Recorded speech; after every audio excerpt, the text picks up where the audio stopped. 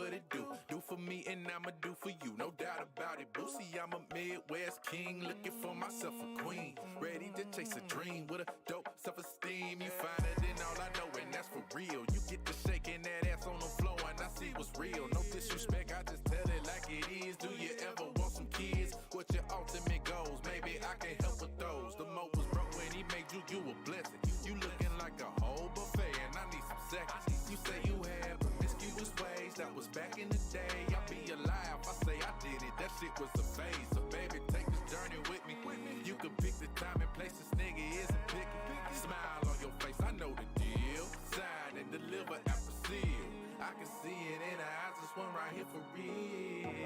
I just wanna have a conversation. No, I'm not your type of baby, listen, I'm just saying. We can rule the world, just me and you if you could play it. Won't you take a chance with me and have that conversation? I just wanna have that conversation with you. Come and talk, yeah.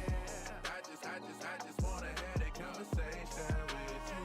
Lady, you so far ahead of these others, just like a ship on the horizon. Picking up on your vibe, signal stronger than Verizon. All the thoughts that I've been contemplating, ain't no time for faking or debating. You the one, ain't no mistaking. Look, I see your swag different. Always carry yourself like you ready, you know the mission. I had to know you, I'm tempted. I can see why you timid. Hold up now, baby, listen.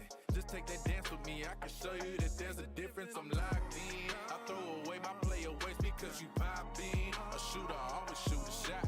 With you by my side, I guarantee we'll reach the top. I put that on God and them, I give you all that I got. So baby, take this journey with me. You can pick the time and place, this nigga isn't picky. Smile on your face, I know the deal. Sign and deliver after seal. I can see it in her eyes, this one right here for real. I just wanna have a conversation. No, I'm not your type of baby, listen, I'm just saying. We can rule the world, just me and you if you could play it. Won't you take a chance with me and have that conversation? I just wanna have that conversation with you. Come and talk, yeah. I just wanna have that conversation with you.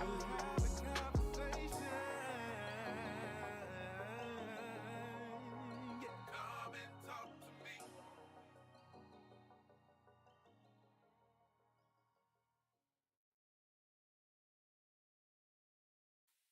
Welcome to the Behind Them Sticks podcast, brought to you by TSWS Game. Come and talk to me. Lennard Ray. Come on. Come and talk to me. I just wanna have a conversation. No, I'm not your type of baby, listen, I'm just saying. We can rule the world, just me and you if you could play it. Won't you take a chance with me and have that conversation? I just wanna have that conversation with you. Come and talk to me. I just wanna have that conversation with you. Look, see we vibing and you know it's true. Baby, what it do? Do for me and I'ma do for you, no doubt about it. Boosie, I'm a Midwest king, looking for myself a queen. Ready to chase a dream with a dope self-esteem. You find it in all I know, and that's for real. You get to shaking that ass on the floor, and I see what's real. No disrespect, I just tell it like it is. Do you ever want? All right. So volume's looking good. My volume's looking good. Yes, brother. sir. Yes, Yeah, sir. looking good. What up, everybody? Welcome to another fantastic episode of Behind Them Sticks with your boy Ham Solo 05 Gaming here with you on the TSWS Gaming YouTube channel. Thank you so much to those of you that are checking us out as we are live, and thank you so much to those of you that decide to come afterwards. But with no further ado, let me please introduce my guest of this evening, Mr. Gold Lynx Media, or actually he goes by Sincere, right? Yes, sir. Yeah, so it goes by Sincere, but he represents the Gold Lynx Media YouTube channel, which, bruh, the first time I went to that YouTube channel, I was just kind of looking around, just kind of, whenever I hit up somebody, or right before I hit up somebody, I go and check them out, see if they're a creator, see what they do, what they're kind of into before I just yell at random people. So for you in particular, I went to your channel, and one of the first things I seen was the Grand Theft Auto music video, you paid homage to Grand Theft Auto by making a song called The City. Chips and Sticks said there's a slight echo. was just like, I think that's coming from I'm trying to back away from. How about now? Is that better? Is that better? Yeah, it sounds like it right now. I don't hear any echo. But anyways, so I was watching that video of the city, and I listened to just that very beginning part, and I was just like, no, this dude really got Grand Theft Auto 3 music out here right now. Classic. That's a classic tune. If anybody played that in PS2 era, it's like melted into your brain. You know, that piano cave. Yeah, it's just there, man. And when I was like, I want to make a song, I'm like, I'm using that. That's it right there. Man, you had a mix of like that Grand Theft Auto with like West Coast like a little bit of a West Coast kind of vibe. It kind of threw me back to the Mac 10 days. You know what I'm saying? Yes. Like Mac 10, Spice One. Yeah, you know, if anybody that's into so dope, I forgot. Yeah, I love Spice One. Was he the one that made the song about the drinks? Yep. I knew you was gonna say that. Yep. Yes, that song is so dope. Amazing song. It's very creative. But anyways, shout out to you. Please, I know I just got done saying some of the stuff that you're involved with, but please shout yourself out. Let everybody know where they can find you, whether it's gaming, content creation that you're doing, because I know you kind of taken a step back from gaming content in particular. Gaming content. I still game. You still game. You still make content, but you stepped back from gaming content. Right. Okay, so go on ahead and announce yourself, my bro. First off, Solo, I appreciate you. I appreciate the invite. I talked to you for maybe, I don't know, 10 minutes before we got on. Solid. And anybody that's watching, I see Chips in here. Chips is my guy, Dre. These are all good brothers. Dre's a good dude. Listen, man, y'all got to rock with Solo. One, you have the voice of a host off bet. I love that. That's off bet. I love that. I love when I have like this raspy, like weird voice. And when you have that powerful, you should be a host, and y'all should definitely rock with Solo behind them sticks. But yeah, man, I'm on Twitter, Sincere. I'm goofing off on there, Sincere _. What is it now? Sincere _ GLM, Gold Lynx Media. Gold Lynx Media on YouTube, and it's Gold Lynx Media everywhere. So if you're on Instagram, all that stuff, I'm all over those places. So just not on TikTok. I don't do TikToks. I don't like vertical videos. Horizontal for life. Oh, nice. All right, you got very very much a preference. I see that. Yes. Okay. Yes. So I want to know now. So like you said, you started like doing, like when you were doing your content creating and whatnot, you were doing gaming previously. Absolutely. There had to be some sort of passion to bring you to that, other than I feel like it's obvious that you are very comfortable with the camera. You like to do all sorts of different type of editing and stuff like that. Sure. But I want to know, as a gamer, before we get into your content creation and stuff like that, what you first started out with. Well, I mean, when I first started making gaming content, we've been even further, brother. Further. I'm talking about first putting your hands around a controller. Right. Like I'm telling you, this is going to correlate. Oh, I apologize. Go ahead. It's going to correlate. When I first started doing gaming content, I wasn't aware that there were brothers like you, or just black people that was into gaming the way I was. Right. So back in the day, we had people that played Sonic and stuff. But when you start getting into like that PS1, N64 era, and the games got more diverse, I start seeing people become like, oh, I just play Madden. I just play NBA 2K. And they weren't into kind of the stuff that we were into. I'm a huge Metal Gear Solid fan. I think Metal Gear Solid is the best game, the best game ever made, in my opinion. And just me personally, right?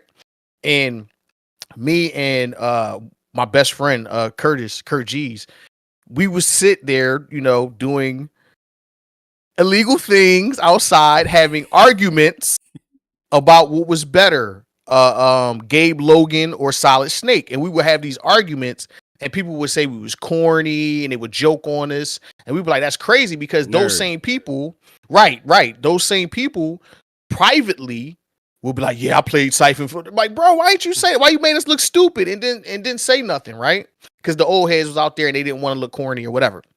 So fast forward to when, I see, YouTube and content creation. I wanted to take those conversations and those experiences that we had as youths and bring them to people to try to make, because we didn't really know. Like now I see now that there's a larger community and there's brothers all over that's in a multitude of things. Very passionate. But at the time I didn't know because we were getting joked on. We were getting clowned at, you know what I mean? So it was like, oh, all right, cool.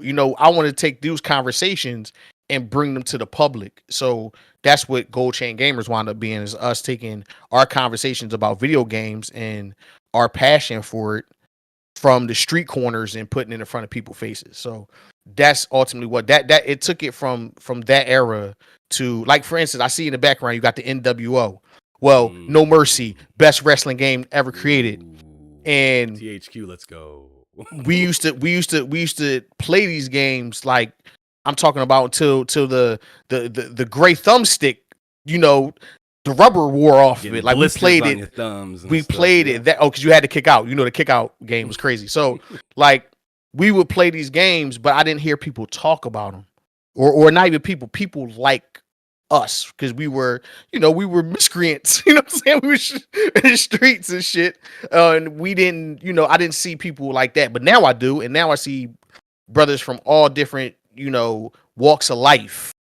And that's a beautiful part about gaming. It brings everybody together. So that's cool. But yeah, it started way back then. You're talking about Sega Genesis, you know what I'm saying? Golden Axe, Vector Man, one of my favorite games. Vector Man, and then graduating to like the 3D era, PS1, PS2, Xbox, GameCube, Dreamcast. GameCube's the unsung hero. Nobody ever mentions GameCube.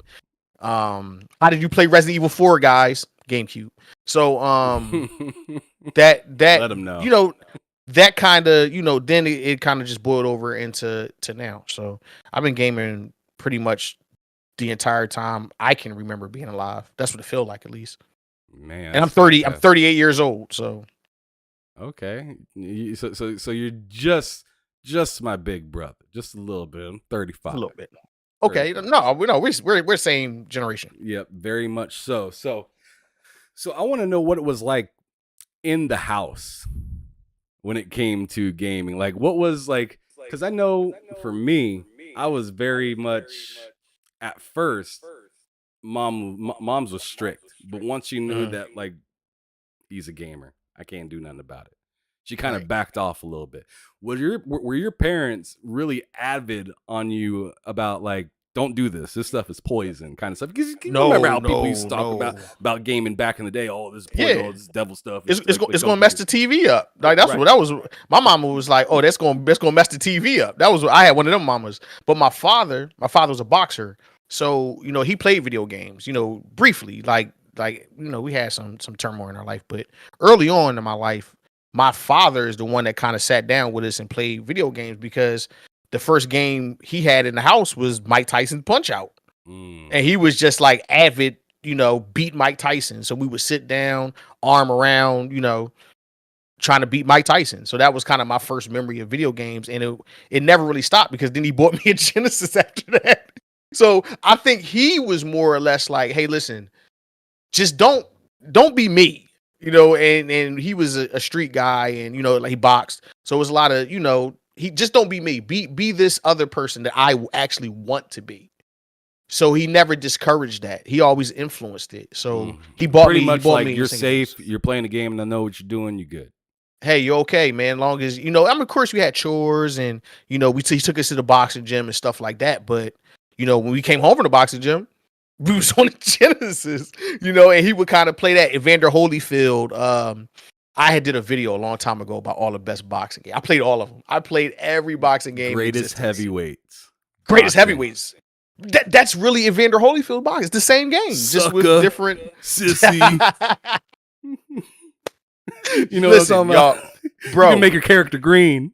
You can make a character green with red gloves. Awesome. great game, man. I mean, for the time, but Green with the red cool fade. With the red cool fade, the red gloves. I always made the gloves and the hair match each other. So, but yeah, like those games, and we played a bunch of that stuff. So in my household, video games was always accepted. Even once I got older, it still was, hey, do your chores or whatever it was that my mom had lined up for us. But she was the one that got us a Blockbuster card. Like, I'm not gonna buy you these games, but you got enough money to go rent them. So go rent your own stuff. You know what I mean? So, it wasn't really like rentals. Some of those for the new releases were like 3 day.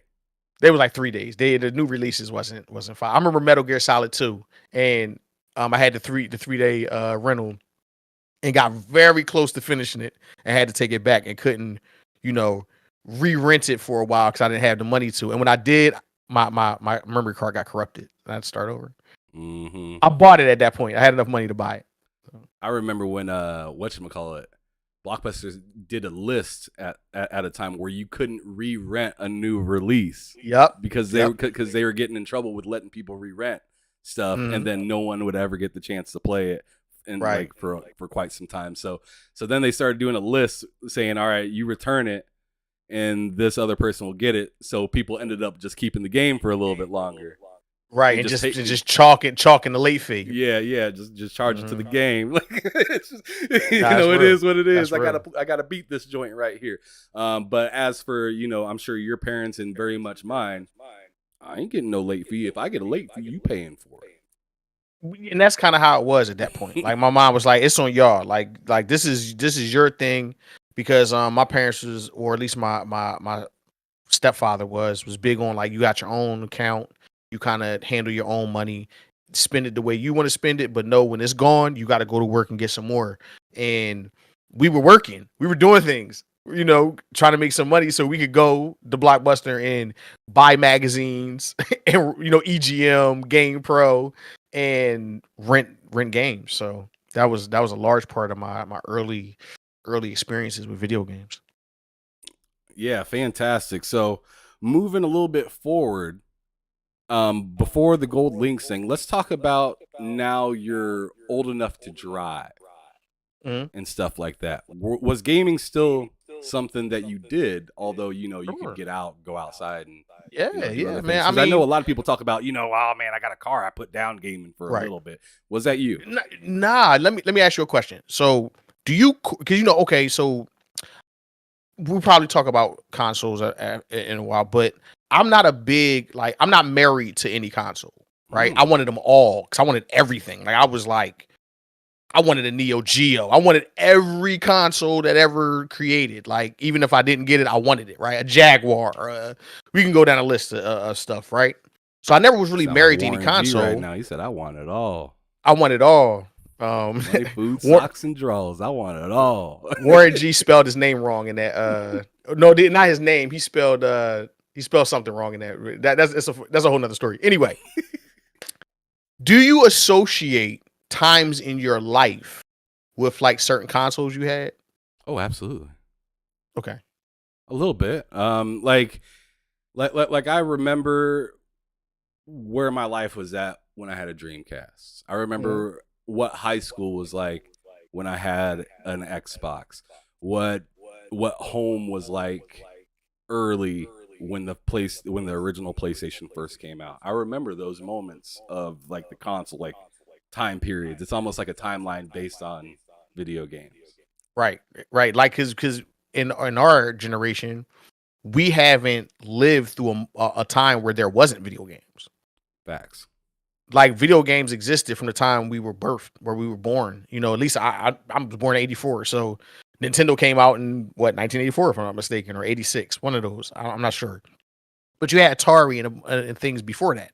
So we lived in a world, our existence, video games existed. So I correlate, and as a person that played video games my entire life, video game consoles and games I played on them with moments in my life. So you said, when I started driving a car. Well, for me, when I started driving a car was around the same time I got my first apartment, right? Okay. And that's around the time when the PS2 was fading out, the Xbox was fading out, and the Xbox 360 was coming, and I, what they call it, coronated my new apartment with a new Xbox 360. So that's like a fond memory for me because I got this new apartment. I went to IKEA, bought the cheapest furniture I could buy.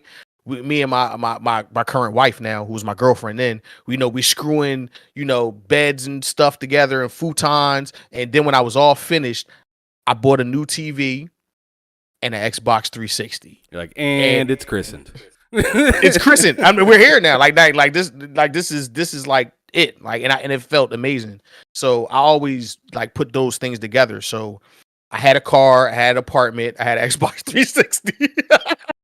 All of that is like meshed together. You didn't even say I had a woman. You just said I had a woman too. You know what I'm saying? He said that came in last. Don't let her hear that. She's gonna kick this door in. What the hell are you talking about?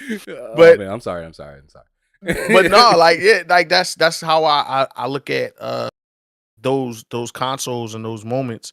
I always look at them like that was a moment in my life. So I always remember that one because that was like you're coming of age, you're becoming a grown up, but not to the point where I'm like I don't want to play video games. And really now, because I started this new business, I'm not gaming the way I was, but before then, I want to do music. That's how, rapping and stuff. So I was in the studio a lot. So I'm in the studio so much, I might have missed the end of that PS3 360 era.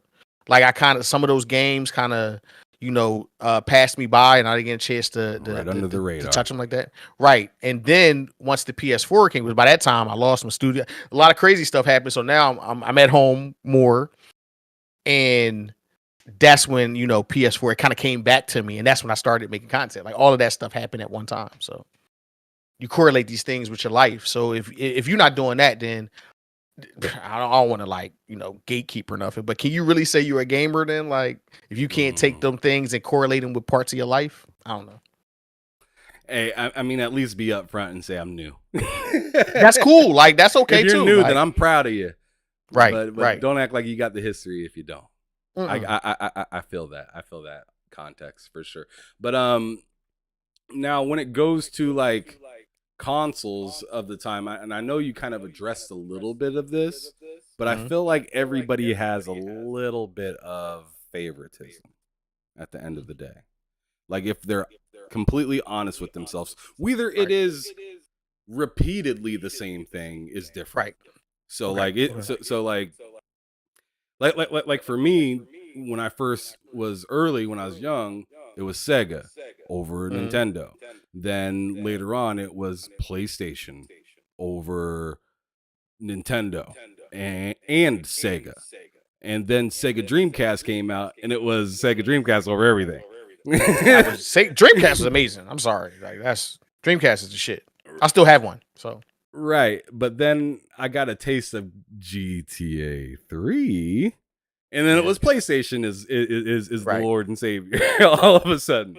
And then all of a sudden as well, I go to a buddy's house. He's playing Conflict Desert Storm on Xbox. We're both running around the sand, and he says, "Hold up a second." Hits the pause button, goes to the settings, and switches to Tupac Better Days as we're running through the sand. And I was like, he had it saved on his hard drive? He had it saved on his hard drive? Okay, all right. Yep, I was like, I'm on Xbox now. I'm done. I used to work at GameStop, right? From like 2004 to 2005, right? And I sold so many Xboxes by telling people they could put music on their hard drive. Like, just rip it to your hard drive. And you could listen to music while you're playing a game. And it was like sold. It's so easy sell. And the passion, I'm sure, because you love music. You do music. Absolutely. Yes. So, and I remember as myself being young, I used to be that person that had that original Sony PlayStation with the components. I had to plug in a VCR to my TV because it only did coax. It was a knob TV, right? You had to put the two forks in the back. The two forks in it. Yep. Mm-hmm. So I had to use the VCR to translate it. And I used to be that kind of gamer that was like so proud when I got a VCR that had a left and right. Because you remember some of them just came mono. They were just mono, yeah. Right. So So when I had a left and a right, I was like, yes, I can finally take full advantage. And I'd plug in one, like the left of the PlayStation, and then the right would be my CD player. Mm-hmm. So then I'd be able to listen to music on my TV while I'm TV gaming. while you gaming. And you know and it's plugged into my stereo, so I'm getting fake ass surround sound. But to me, I'm a little kid. I think that it's Dolby 5.1 to me. To be honest with you, the fact that you even did that, like that's like, man, that's next level creativity. A lot of people weren't that creative to you know, because me, I would have like a little boom box to the side or whatever, you know, with my CD player and have that. But then once games start incorporating music into them, I got so wrapped up into the music of the game. You know what I mean? Because they felt like, especially in that PS1 era, like where you had Tekken 3, Metal Gear, even games like I was like a Tobal #1. That was one of my favorite games, Tobal #1. And the music in them games was so crazy that I don't even want to listen to no other music. I just want to listen to the music that was in the game. And then I wound up listening to game soundtracks after a while. Like it's just a whole rabbit hole to fall down. But yeah, that's creative, bro. Like the fact that that is so creative. So you can hear it through the TV speakers. Mm-hmm. And I'm visualizing as you saying, I'm like, that absolutely works. I never thought of that. That absolutely works. That's crazy. That's crazy. It was fantastic. And so once the Xbox, like, because I was all PlayStation. I was a PlayStation kid, right? Because as I said, Grand Theft Auto 3 came out and I was done. I was just like, this is prime gaming right here. Because I came from the Eagles or bird's eye view version of GTA London and 2. Right, that top down. Yeah, where it's top down. If and you everybody notice, ants. In the city, I did some of that as an homage to those games. Yes. I've seen that in I think it was part of the beginning of the song where you're driving the Chrysler or something like that. The Challenger. Well, Challenger, yeah, the Challenger. Mm-hmm. When you're driving it and it kind of pans out a little bit and it's that bird's eye view, and I was just like, man, he really went there. But yeah, once I went over to that dude's house and seeing that on his Xbox and whatnot, my PlayStation 2 was gone the next day. Or, something like that. I was a kid, so obviously I didn't have a pocket full of cash. I was just like, you know what? Here GameStop or Gamers or EB Games or Software, etc., whatever the place was. I was just like, take this PlayStation 2, take all of the games, and give me that Xbox. That used Xbox right there, give that to me. Let me ask you a question, right? Because at that time, I was working in GameStop. PlayStation 2, Xbox, GameCube was the order. Do you think that it was really outside of the online capabilities and first person shooters? Because that's why I had Xbox, was Halo, right? Was it that much of a difference? Outside of graphics, like as far as the games is available, because I know right now the big thing is, and we'll fast forward, to where we at now, as far as consoles and gaming. But then, 2000 from 2001 till the generation was over, I didn't feel like it was that big of a disparity in the games that were available. You had some exclusives like Halo, but you had some exclusives like GTA, which found their way eventually to Xbox. Mm-hmm. And like a combo. How much were you missing? If you had one or the other, outside of, like you said, the feature with the hard drive. Because I thought the hard drive was a game changer to me. Absolutely. So, but as far as games, did you think it was that big of a difference between I think all of those machines had very similar experiences on them, in my opinion. They did, but there was some things that the Xbox just made me more intrigued about. And it's crazy because you look back at the times and you look at the statistics and you're just like, there's no way Xbox could have been good, because look at PlayStation, right? That's the number one console of all time. It was super good. Like the original Xbox was shit. It was fantastic to me. It's my favorite console of all time. Like when I think about, it's my favorite console of all time. If you're saying during the day and the stuff that was available versus the rest of the competition, I feel like Xbox solidified itself as not only a platform willing to go into gaming, but a platform that's willing to innovate gaming, which they did with System Link, they did with the hard drive inside of it, they did with the Ethernet cord, they did with the music ripping. I mean, really, Xbox Live. You don't have to go no further than Xbox Live. Xbox Live, I mean, we're talking about all this other stuff. Xbox Live is the main thing that just really crushed the scene.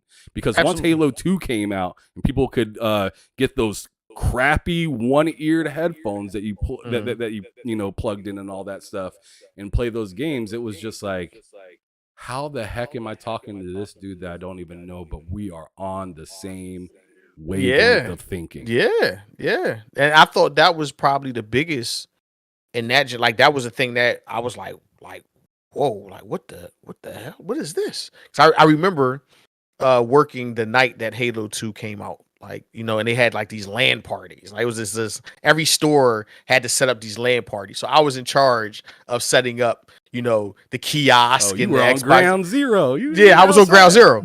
So I was setting up the Xboxes for LAN party, and I'm not gonna lie. Like, at first I was like, okay, they gave you instructions on how to do it, and I was a third key for anybody that ever worked at that GameStop. A third key is like a manager that's not really a manager. You're basically an advanced sales associate that gets responsibilities of a manager. You just don't get the money of a manager. That was me. So I got the responsibility of putting together the LAN parties for the release. So they give you the instructions, and I'm putting together all these consoles. My mind is saying, how the hell does this work? Like, this doesn't even make sense, this right? Is foreign during this time. This is like handing me like literal Alienware. You're like, makes no sense to me, right? I don't understand how this is gonna even connect to themselves. Nope, none at all. So I'm setting them up. I get it, and then we did like a midnight release for it, and people stayed till 3 o'clock in the morning. We had to kick people out the store, right? We're in South Philly, right? I don't know anybody ever been in South Philly. 3 o'clock in the morning in South Philly is not nice. So we're in South Philly, and you had to kick people out of the store, man, because they wouldn't leave. But that's when I was like, oh, this is different. Because this is like playing with your friends, but like not playing with your friends. It's something completely new. Like, this is new. And then it carried us really into where we at today with gaming. This is why me and you were talking to each other. Like all of those things came from that notion of being able to play a game with someone that's not next to you. Now, I know the LAN party area was next to each other, but that was an extension of, not an extension, but pretty much like a live version of what we would have on the internet. It was like a pre-workout. It was a pre-workout. There you go. You said it better than me. Yeah, it's like a pre-workout before you launch the whole dang shebang. You're like, going ahead and talk to your friends within the house. Y'all on your own TVs or whatnot, so y'all ain't cheating. Right. But the next thing we gonna drop, y'all gonna be stunned. And it was stunning. It was insane. Because it was just like, at the time, it was like, who the heck has Ethernet? Who has Roadrunner at that time? Remember, this is off of the Net Zero days, the AOL, the disc, the 1,000-minute disc days that you used to get in the mail, those sticky ass disc packages and whatnot. You sound so mad at them. Those sticky ass disc packages. I hate you, mother. Yeah, no, like that. No, seriously, they were shitty, but that was like an eye-opening experience for me, because I was like this is like the future. Like, this is like real life Blade Runner. This is the future. Talking to people that were miles away or playing games with them. So it was just like it was a different bag. And I always gave Xbox that credit, because it became standard. Like it became standard across everything, even though Nintendo, please catch up. It became standard, like that's standard gaming now. Like, that's what gaming is. And that's for me where it like originated from. Like I don't know exactly where it, but for me, I can only speak for myself. That was the first time I ever seen anything like that. And I was just like that's what really put me on the Xbox because like I ain't gonna lie to you. When I first saw one, I'm like, this looks weird. Like, what is this thing, right? Big heavy thing. Oh man, it was this big thing. The controllers was like round, which was weird to me. You know, then you know, I mean, the Dreamcast had round controllers too, but still, like it was like, okay, this controller's kind of strange. The color scheme, it was hefty, black and green. I'm like, what is this? And then, you know, later on, it kind of like, I was like, all right, I understand exactly what they're trying to do. And it felt like your Xbox was more of a computer as opposed to a console. It was like a mixture. And they were innovators. And for me, like you said, the Xbox is your all-time favorite console. Mm-hmm. The original, like the first one. The original one. I know a lot of people say 360 or whatever other console, but mine was like Xbox showing up, being in the game. Shout out to Seamus Blackley, which I had him on my channel not that long ago. I listened. Solo, I saw that, right? I interviewed Seamus Blackley too a long time ago, 2017. I cannot share that podcast because the person I was doing it with, whatever. But I talked to that man and we talked about Cardi B and 2 Chainz. I got Seamus Blackley to talk about hip hop. I think I should get a medal for that. I'm gonna put that out there. Because me and bro was talking about bread. no. Listen, he's the bread man. He's the bread man. Like that's the guy right there. If you follow him on Twitter, you're gonna see like loaves of bread and different, you know, forms of I don't know what it's called. Like it's not mold. What is it? Yeast. Yep, the yeast on that he's trying to work on. That old on his yeast. timeline. Yep, old ass. Yep. Yes. Shout out to Seamus Blackley. He's cool. He was cool to me, dude. Really interesting fella. And I tell you what, if he didn't put the stuff about Xbox in his bio, you would have never thought he worked in. You would never know. Man. I mean, even then, because what happened was I was like, hey, man, I used to be a musician. He said, used to be. Why are you not doing music anymore? And I had to go through this whole explanation, which was kind of embarrassing in a weird way. So I explained it. And he's like, nah, man, hip hop. And so I'm like, well, what are you listening to? He's like, man, I'm listening to 2 Chainz. I'm like, what? What are you talking about? Like, how do we get here? How did we get here? Seamus? Your name is Seamus. A person named Seamus should not be listening to Titty Boy. But that's what it was. He listens to Titty Boy. So if anybody, send him some Titty Boy. But yeah, I mean, we were talking about that earlier, and I was saying like I'm not really married to any console because I part of me wanted all of them. Like I've said this before, I wanted everything, man. Like when I was working at that store, real gamer doesn't. I had every console. I had a PSP. I even had a DS, and I don't even game on the go, but I had one, right? I had an Xbox, I had a PlayStation 2, a PlayStation 2 Slim. I had a GameCube. People laughed at me for having a GameCube. GameCube fire, Eternal Darkness. Your console had a handle on it. And I'm like, chill out, man. Chill out. But I had all of them, and I never really had like a marriage to any of them. But I'll say this. I think that I played the most video games, like as a whole, like the most hours or the most time that I spent on a console with the Nintendo 64. I know that people be like, I didn't see that coming. Yeah, you got one right there. Like I've been looking at that 64 there for a while. Is that the Donkey Kong? Yes, it is, sir. 64. Yes, sir. That is a very classic console, and my wife I love is that super console. basic, and she decided to go back through this game again. Why? There's nothing wrong with that. It's nothing wrong with that. She beat it already, but she just can't. Your wife's a gamer too? Your wife plays games with you? Oh yeah, she. That's awesome. She doesn't know yet, but I'm gonna be buying her the new Zelda game for Switch because she's a huge Zelda fan. She made me spend like $120 on the Zelda because it came in the box and everything for the Yeah. original Nintendo and stuff like that. So she's that kind of person. Oh, like a collector, like an actual. I'm like a collector, really- but she takes Okay. advantage of me collecting sometimes, and will be And like, wants "You should something get dope." that one right there too." And I'm like, "But I'm not gonna." But you should get that one right. And I'm like, "All right." Fine." Hey man, you gotta go with the flow. At that point, you gotta go with the flow. Like that's Yeah, cool. right? That's actually dope. Hey, That's if you're dope. supporting me doing this gaming content, playing these games, collecting games, we got a family, we got a daughter, and hey, all you want me to do is cop this game right here, for sure. Why not? No, that's no problem, and it's a classic. My partner in crime, Jedi. I got a fresh copy of Final Fantasy VII on PS1 sitting here for him that he has yet to. I know he wants it. I know he wants to ask me for it. Just ask me, bro. I have it for you.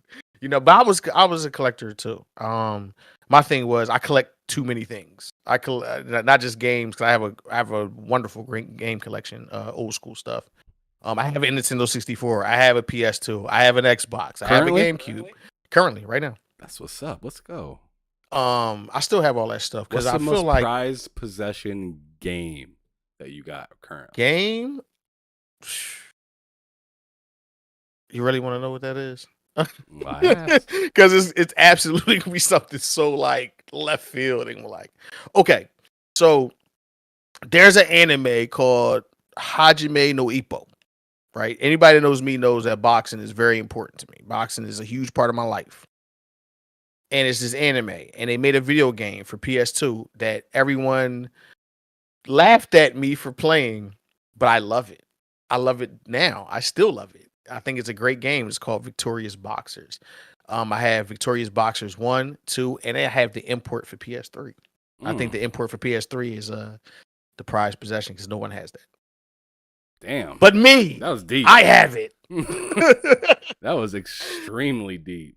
Yeah, so because it's a where every time I tell somebody, I'm like, listen, from a person that's actually boxed before, of course, now you have other games. Like you have that Undisputed game that just came out. Right. You had Fight Night. Back in the day. I thought that Victorious Boxers was the closest thing to actually boxing in the video game. You know what I mean? Slipping, sliding, More throwing than punches. Knockout Kings? Yeah, Knockout Kings was very arcade, rock'em sock'em robots. It was. Where it was very arcade. This one, even the way the guy held his hands, it was kind of like how it had that rhythm that boxing has. So I thought that was cool, and it had the anime flair to it. You know what I mean? Like real crazy knockouts, and it had a story. Like it was just so much cool stuff in that game. So if anybody Boxing like willing with to, a story, that sounds very interesting.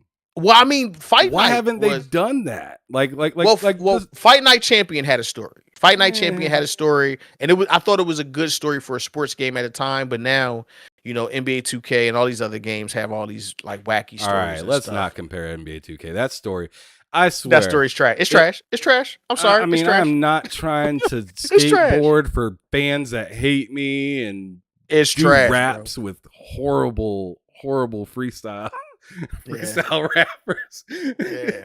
It's terrible. Like it's quick time events to do rap. Like it's super weird in that game. It's weird. And it's not fun, but this was fun. I thought the story in Victorious Boxers was fun, and it follows the anime. So for anybody that's in the anime, check out the I thought the anime was good. And I'm not a huge anime guy, but I thought the anime was cool, and I think the game is awesome. I think the game was just before its time.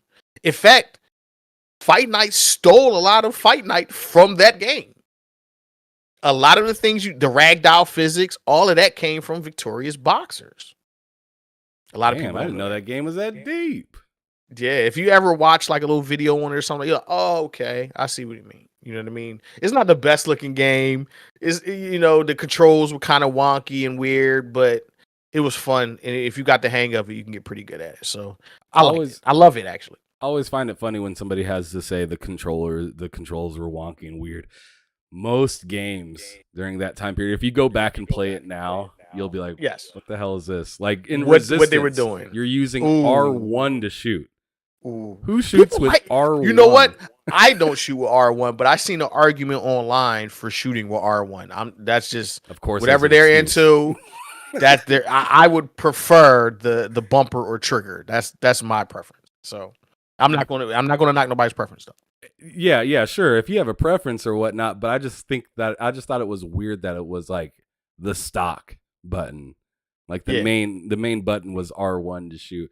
And I mean, there's plenty of weird games. Siphon Filter was even kind of weird. Siphon Filter is super weird. Like you could turn that guy's body like around, his legs still going forward. Like it's just bizarre. Like it's a bizarre game, man. Like a lot of games, and I think that's the fun. And I don't want to get on my high horse or anything crazy like that, but I always have this discussion about like replaying games because we get caught up in new, especially with gaming. More than anything, more than any other medium, people will watch The Godfather again. That movie came out in the 70s. Right. No problem. Oh, well, it's a classic. Oh, okay. Oh, I watch Scarface. Look, you have a Bernie Mac show, right? I'm a Bernie Mac shirt on. Yes, man. People will watch all of his old stand-ups, TV shows, no questions asked, right? Oh, man. Hall of Fame. You talk about an older video game. And then you have like this subgroup of people that's like, I'm a retro gamer. You know what I mean? Why does that have to be a thing if it was just all a part of the culture? I don't understand that. Why can't we normalize playing games that we loved, even if they are old? Like I love Arkham. I think Arkham is one of the best series ever created. Not Arkham Knights, not that game. That game's not Gotham Knights, not Gotham Knights. No. Okay. But Arkham, right? Batman, the Arkham series, I think is one of the best series ever made. I randomly just pick it up, maybe play a couple hours just cause I like it like that. I like the combat. I like the story. I like the aesthetic. We have this thing now where, it has to be new. That's why people have backlogs. Mm-hmm. Why do you have a backlog? That means you're buying games you're not playing. That's the craziest concept, man, because it's like, that means that's almost disrespectful in a way. Someone's spent years making that, like literal years of their life, like ticking off of their life, making this content. And it's like throw in your closet somewhere. It's in my backlog. Oh, I have to knock down my backlog. Well, why don't you just play the game that's in front of you, soak that up, and then move on to the next game, or go back and play a game that you actually love.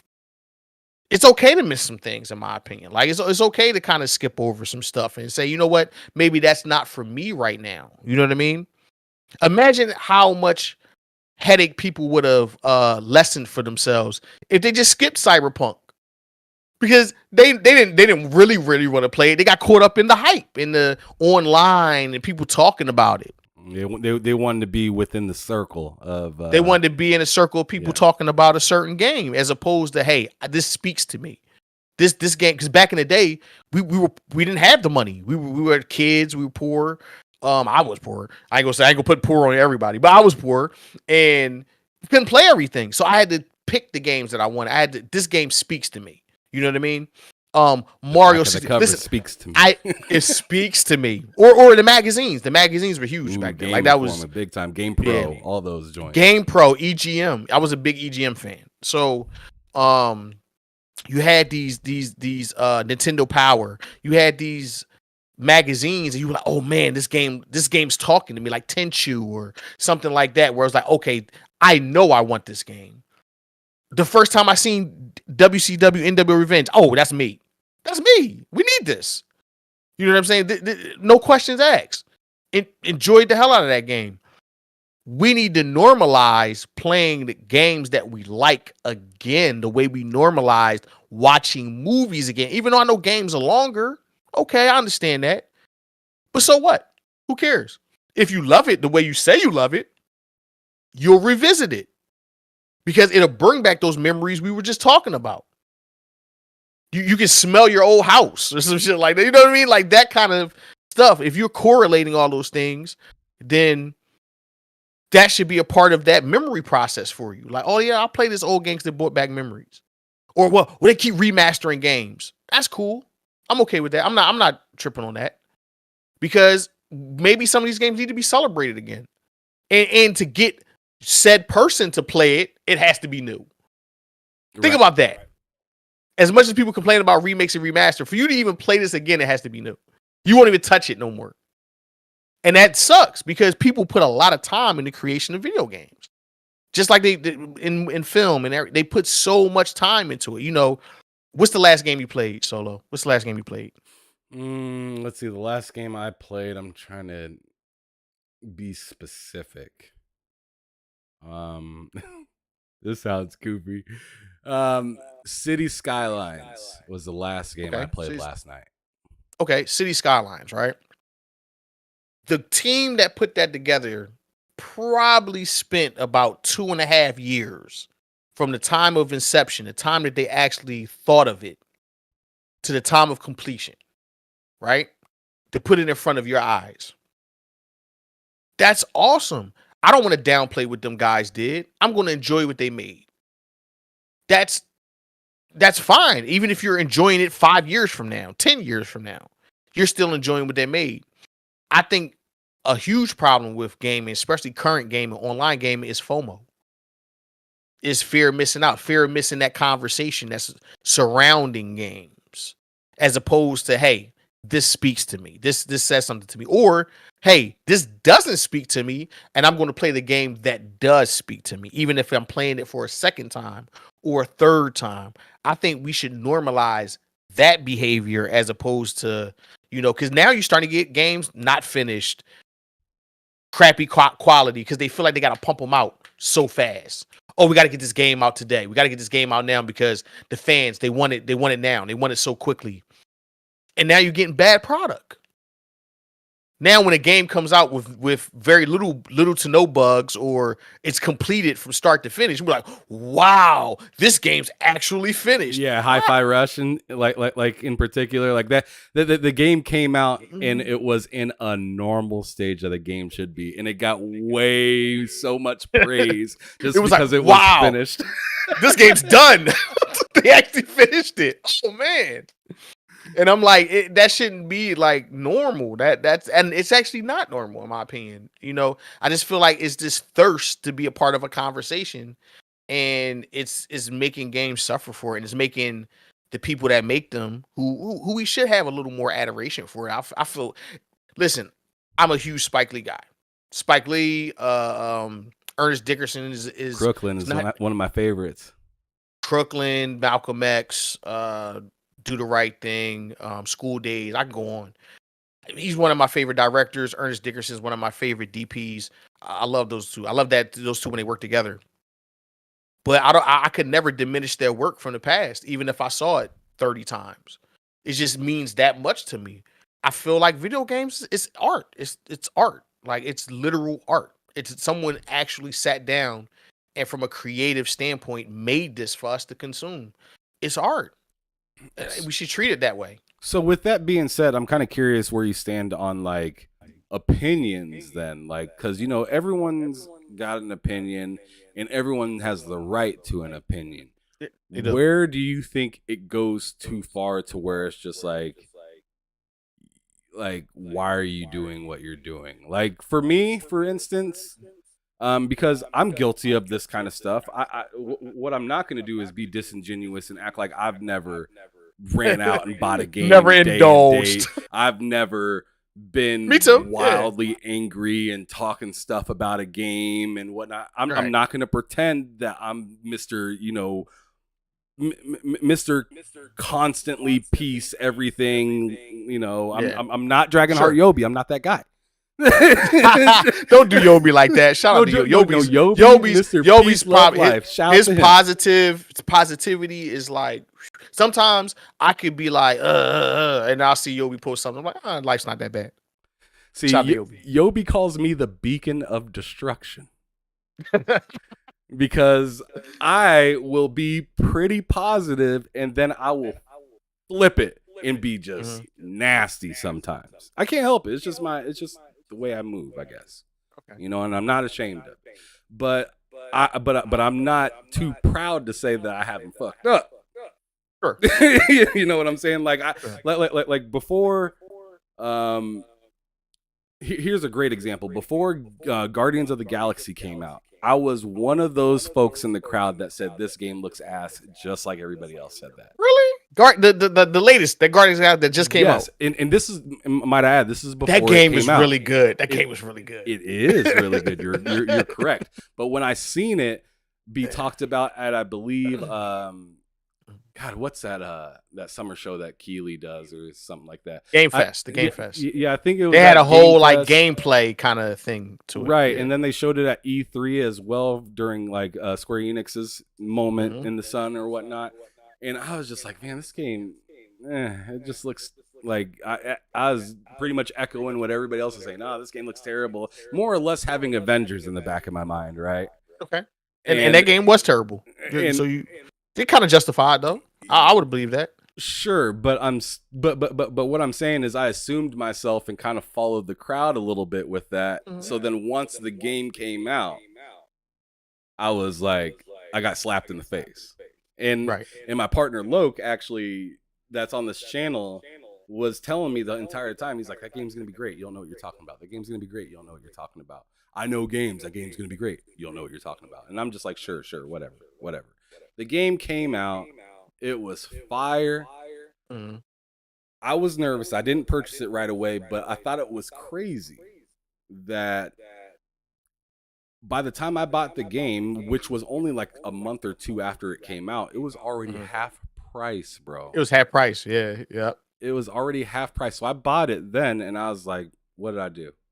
I went outside and looked like a fool and just got done telling everybody this game's going to be terrible.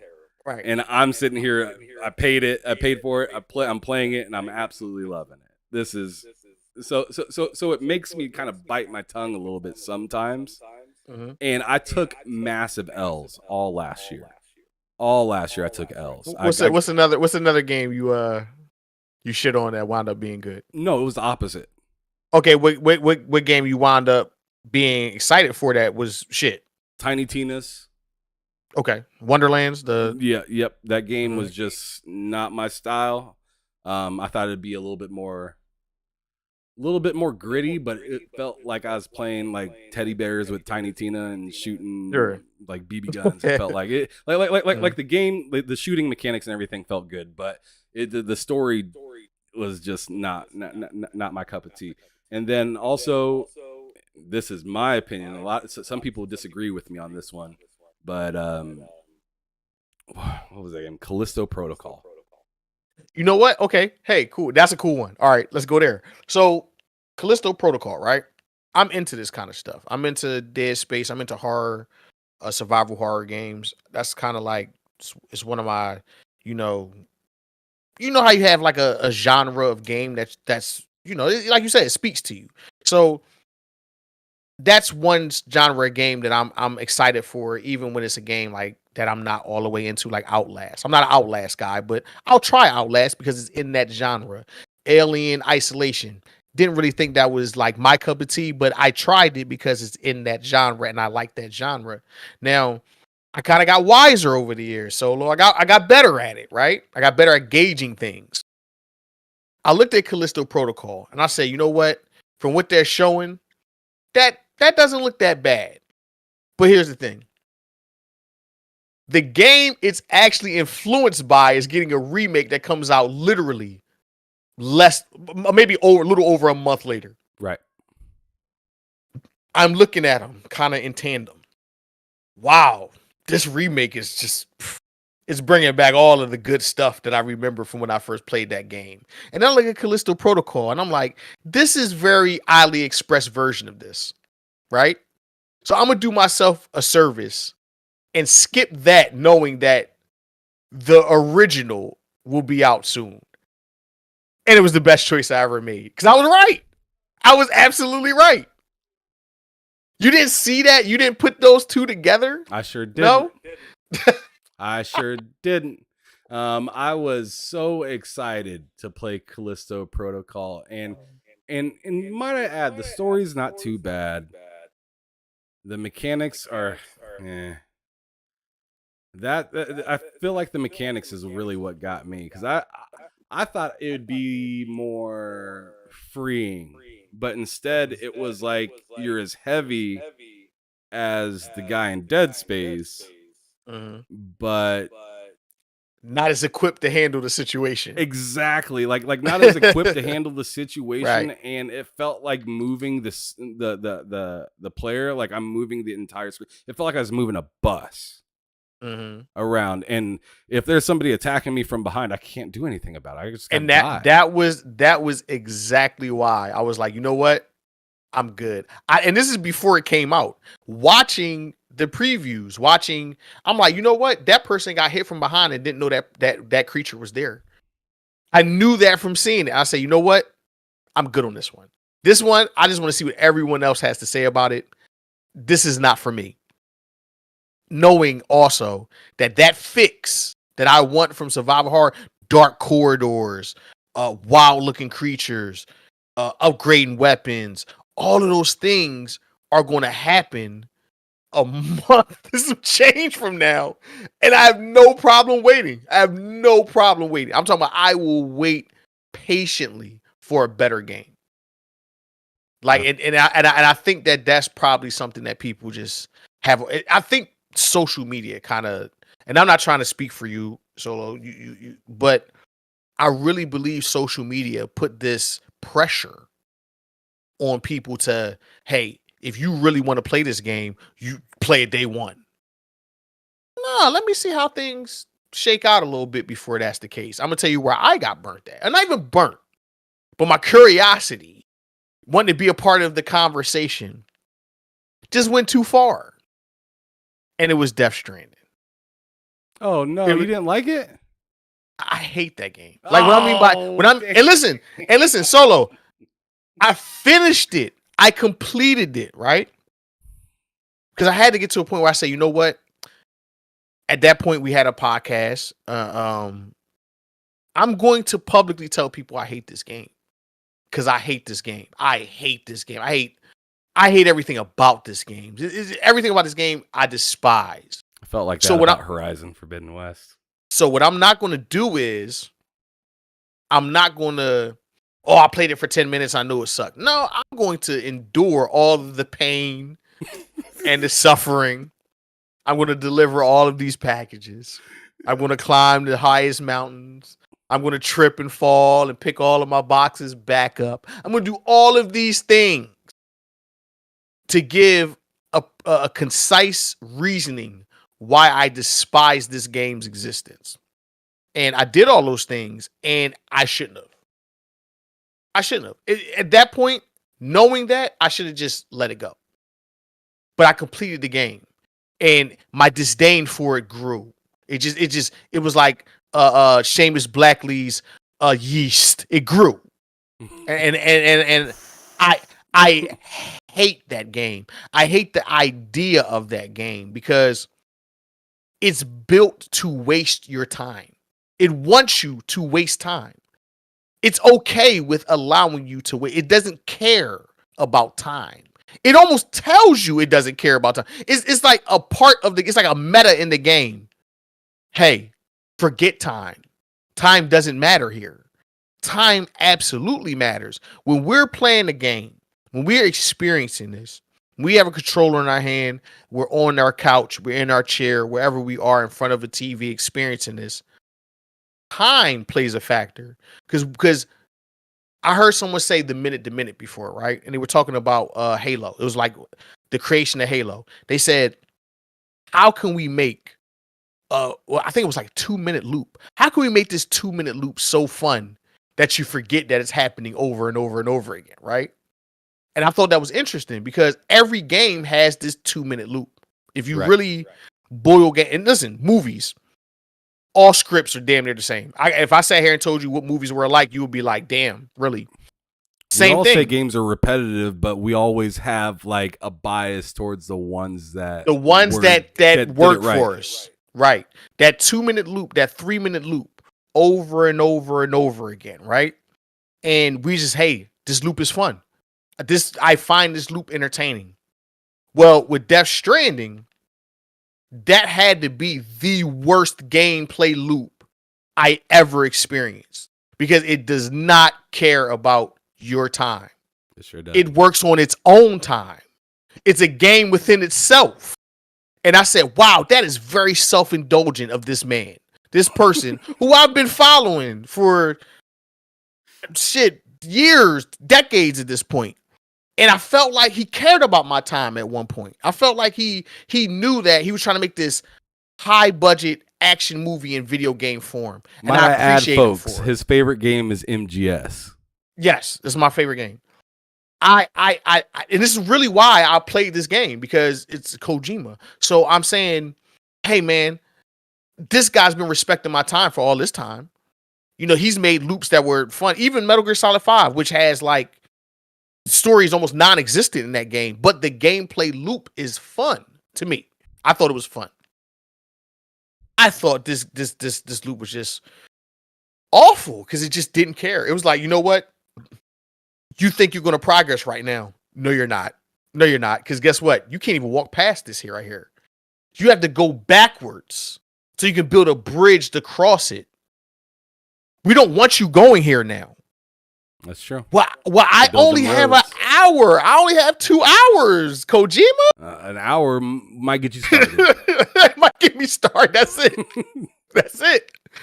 And I despise that game for that. Is it well made, well crafted? Do you tell that the person that made it has the craftsmanship of a master? Absolutely. Without a doubt. Without a doubt. He's a master game developer. Master. Like, I can't even explain some of the detail that's in that game. That's just phenomenal at some points. But the fact that he just didn't respect my time made it the worst game I ever played, because he just didn't care about me. It was all about him. It was all about whatever he wanted. And I think as a creator, even as a person, for me, as a filmmaker, I have to respect your time, Solo. This story has to move. I don't want you to get bored. He didn't care. He just didn't care. I'm sure he didn't. He didn't care. And that part there, yeah. And I should have listened to my intuition, because I was like, I think this game is going to be that. I really believe that. I think that this game is going to be that. But a lot of people really didn't know what Death Stranding was, including myself. Including Kojima. Remember when they asked him about the game? Yeah. He was like, I don't know. Yeah. But I really believe that, that was, yeah. So for me, like, that was one of the games that, and it taught me a valuable lesson. Hey, listen, forget about the conversation. What speaks to you? And from that point on, I've been pretty good with it. You know, I'm still having that, realization as of right now. But before we go any further, I just want to do my part and shout out the people in the chat. Sure. Thank you guys so much for coming through. I just seen John 907 and Jeremy Brown come through. Boogeyman just came through just a little bit ago. Same as Skyel. Dragonheart Yobi's been here for a hot minute. Same with Matt Likes Games, Chips and Sticks. I mean, I'm sure there's some more people out there that I might be missing, but I appreciate everybody for taking their time out of their evening and coming out here listening to me and Sincere go at it here on Behind Them Sticks. Just talk about games, kicking back, having a good evening. But to continue on now, I'm actually going to move or actually before I move the topic, I got to know what do you currently play on as of right now? Like, what are the consoles that you currently are rocking for the most part? So you were getting into preference, right? Right. And you said everyone has this preference. Everyone has this. This is the thing that I play on. And for a long time, I didn't really have a preference. Solo. I didn't really like. I was kind of where the wind blow. Wherever a game was at that I liked, that's where I'm going. You had a game preference, not a console preference. I had a game preference. So like, you're talking about 2017. I had a Xbox and a PS4, but that Switch came out, and I was like, you know what, man? Mario Odyssey is that kind of game talks to me. I know people. Oh, Mario, I'm listening. Throwing I that love hat Mario. all over the place, ain't you? What? Oh man, Cappy is the shit, bro. Like, I love that game. You know what I mean? And anybody that my ever wife watched played it. our It's show, two-player.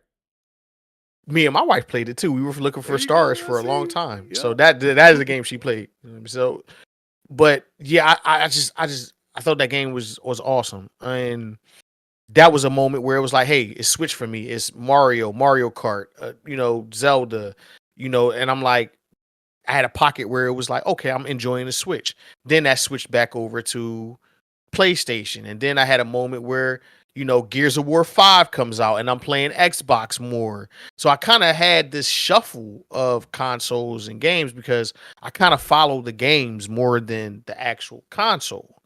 But now I don't have an Xbox Series X anymore. I did have one.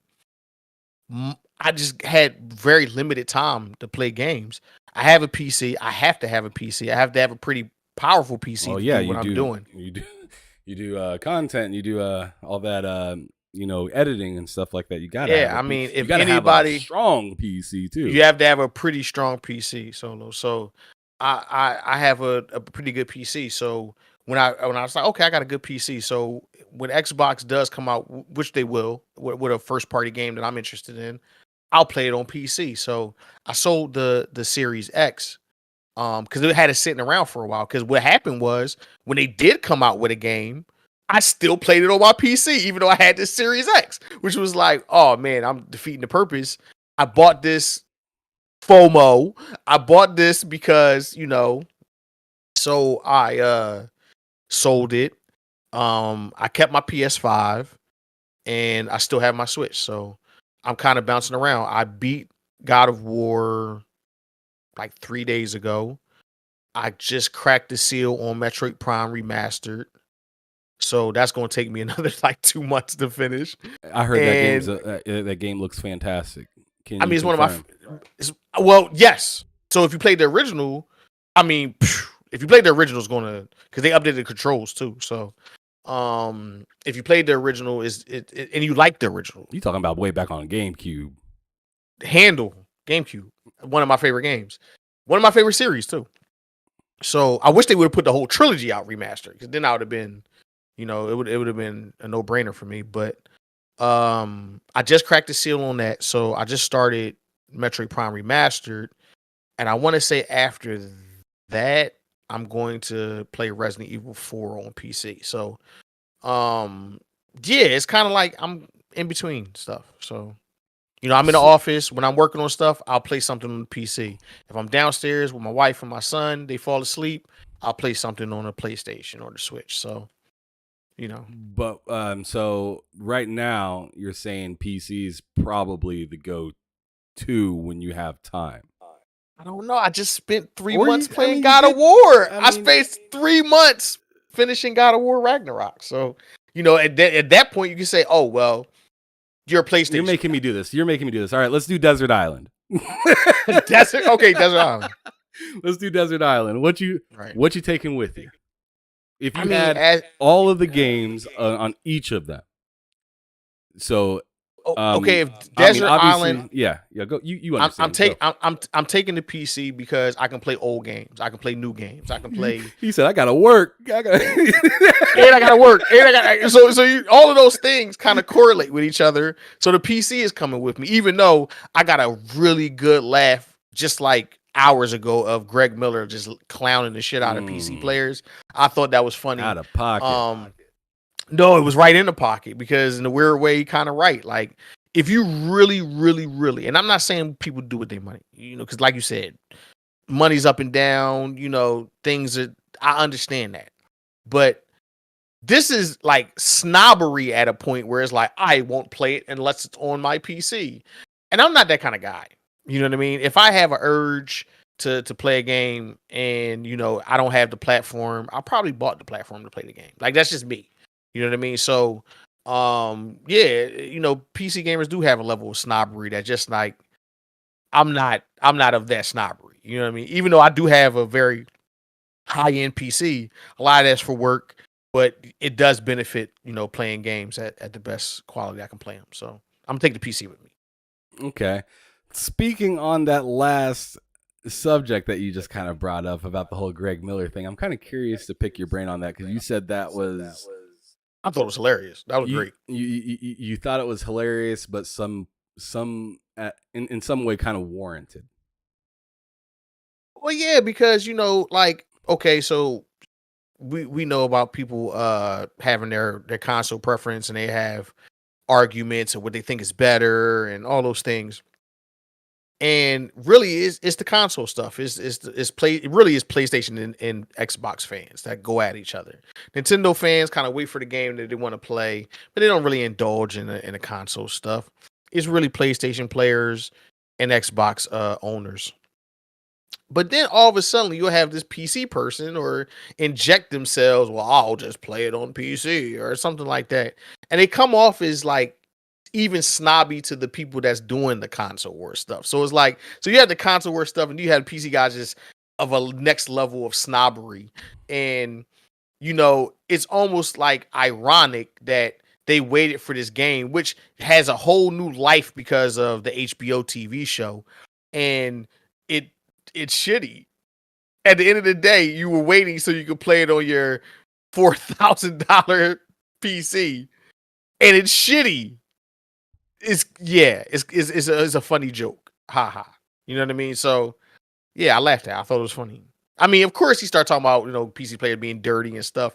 And that's like the what you want to call that? Like the stigmatism that people have on like PC players. Oh, they're all in the basement. But I don't think like that, because I thought that at some point people thought all gamers were like that. And I feel like that you got people doing God's work, changing that stigmatism in general, just period. Like all gamers, you know, are not sitting in their room playing video games, not washing their ass. Like, you know what I mean? Like, or this was a thing, Solo. Man, I don't go to the conventions because people there don't use soap. Well, I went to a Jay-Z concert that people didn't use soap at. How about that? Do you know what I mean? Like, are we seriously doing it? Are we really putting that stigmatism on a group of people because, you know, 4 people smell musty? So gamers are musty because of that. Like, that's weird to me, because I've been places where people supposed to be cool and they were musty. You know what I mean? So right. It's not a fact of that, you know, it's just that, you know, it's not that gamers in it. We say they like hunched over like Gollum and shit. Like they're like, he's like, they're on their keyboards hunched over. Thought that part was like, and they like I thought it was funny at first. And I laughed. I did think it was funny. I laughed pretty much the whole time. But yeah, when I did some reflecting after I watched the video, I was just kind of like, I mean, but what Greg doesn't understand is that people think that of him. It's just because that's a gamer thing, not a PC gamer thing. Now, within the world and the realm of gaming, oh yeah, PC gamers in the basement. If in the world of everyone else, they look at game. That's why when you get a person Solo like that comes out and like, you don't understand how a person that's 40 plays video games. And then you get all of these gamers. Well, I'm 40, I have a job, I like girls, and I play video games too. Well, why do you need to say that? Why do you need to justify yourself to this stranger, right? Because a part of you feels that from the social, you know, diaspora that, oh, gaming is kind of looked down on as like some, you know, some activity that's not, you know, elevated or whatever, you know, like, oh, you play video games, that means you don't do push-ups or you don't use deodorant or some shit like that. I know that's not true for a fact, not just from myself, but from all the people I know in my real life that play video games. So why does that offend us when that's not true? It's like we're still fighting that fight. Like, oh yeah, like, oh, you're a nerd, so you don't use deodorant, or you don't, you know, girls don't like you. No, that's not true, because girls into it too. I've gone to conventions and there were females there, nice looking females there. So I'm talking about it's this whole world within itself full of different people that do different things. I am a filmmaker now. I'm on set with people and they're talking about Diablo 4. Do they smell like? No, they smell like Jasper, whatever the hell they were using. Like Obsession. They smell like Obsession. You know what I'm saying? You know what I mean? They smell like Obsession. You know what I'm saying? So it's like that whole stigmatism is just wrong. The whole thing. And for a person like Greg Miller, who's supposed to be a champion, what he did was actually wrong, because people look at you that way, Greg. People think you're a clown or a nerd or whatever like that. So you're not fighting the good fight with us. You just separated two people. You separate two groups of people, excuse me. You just divided it even further. You just divided even further. You feel what I'm saying? And I don't think that part is cool. Because that's where I had a problem with it when I was reflecting. I was just like, wow, like that was funny as hell. Like I watched both of the videos and I was cracking up on both of them. But like at the same time, I'm thinking in the back of my head, like I know somebody's watching this video and taking it hella personal. And I knew that too. And my thing was, don't take it personal. If you use deodorant, you're fine. If you're like don't, because that's not, if it don't fly, if it don't apply, it don't fly. Like that's not you. You feel what I'm saying? So you know yourself. You wake up in the morning, you brush your teeth, you look in the mirror. You know, hey, I just seen you just now. You have a pick near you. So that means you're ready to fluff. You're ready to get busy. Look. All day. I wish I had the fist pick. That's my favorite one, the metal one. I like the piece one. I was a piece pick guy when I had hair. I'm bald now. But that to me, that's like taking a stereotype and blowing it way out of proportion when you are a part of the stereotype, Greg. On the outside looking in, there are people that look at Greg Miller like, oh, that's a nerd. You know, I'm pretty sure he's experienced it firsthand. Like I know it for a fact. Like I know for a fact that he had to fight for gaming. Like he had to be like, no, guys, you got people now because of the last cop. You know, it's like that cop that got beat up in school and he finally got the badge. I get the badge. Let everybody know. Oh man, like and I felt like when I was making content, it was like that was the fight for me. The fight was, let's normalize this activity. Let's not make it look like you don't watch. Because I would sit at in places where I would have people when they found out I made gaming content, because I was pretty public with it. They would say, you know, I'm playing Red Dead Redemption right now. So I'm like, why are you so quiet? Why are you so quiet? You weren't quiet when you was talking about Creed 2. We was talking about Creed. I watched Creed 2 and I thought it was great. And then you start talking about Red Dead Redemption. I was playing Red Dead Redemption 2 and I thought it was awesome. Why? Why did you? What was that? Like, why did you? What are you scared of? You know what I'm saying? Like that part. So I thought that I could, and I don't know if I did or not, but I thought that I could help people kind of be more open in the world about their interest in gaming, because I feel like in the next 10 years, gaming is going to be probably a lot of people's primary source of entertainment. So what's the problem? I'm talking about people, games on phones, games on console, games on the PC, games on your tablet. It's all video games. So are we picking and choosing who's using soap or not? Like, you know what I'm trying to say? Like, if I'm like all over the place, I apologize, but that bothered me. Because I'm like, Greg, you're supposed to be fighting the fight. And if I saw him, I would say that, because I'm like, Greg, you're not cooler than me. But I wouldn't judge you for that, because I think you're awesome. But what you just did is you just downplayed an entire group of people.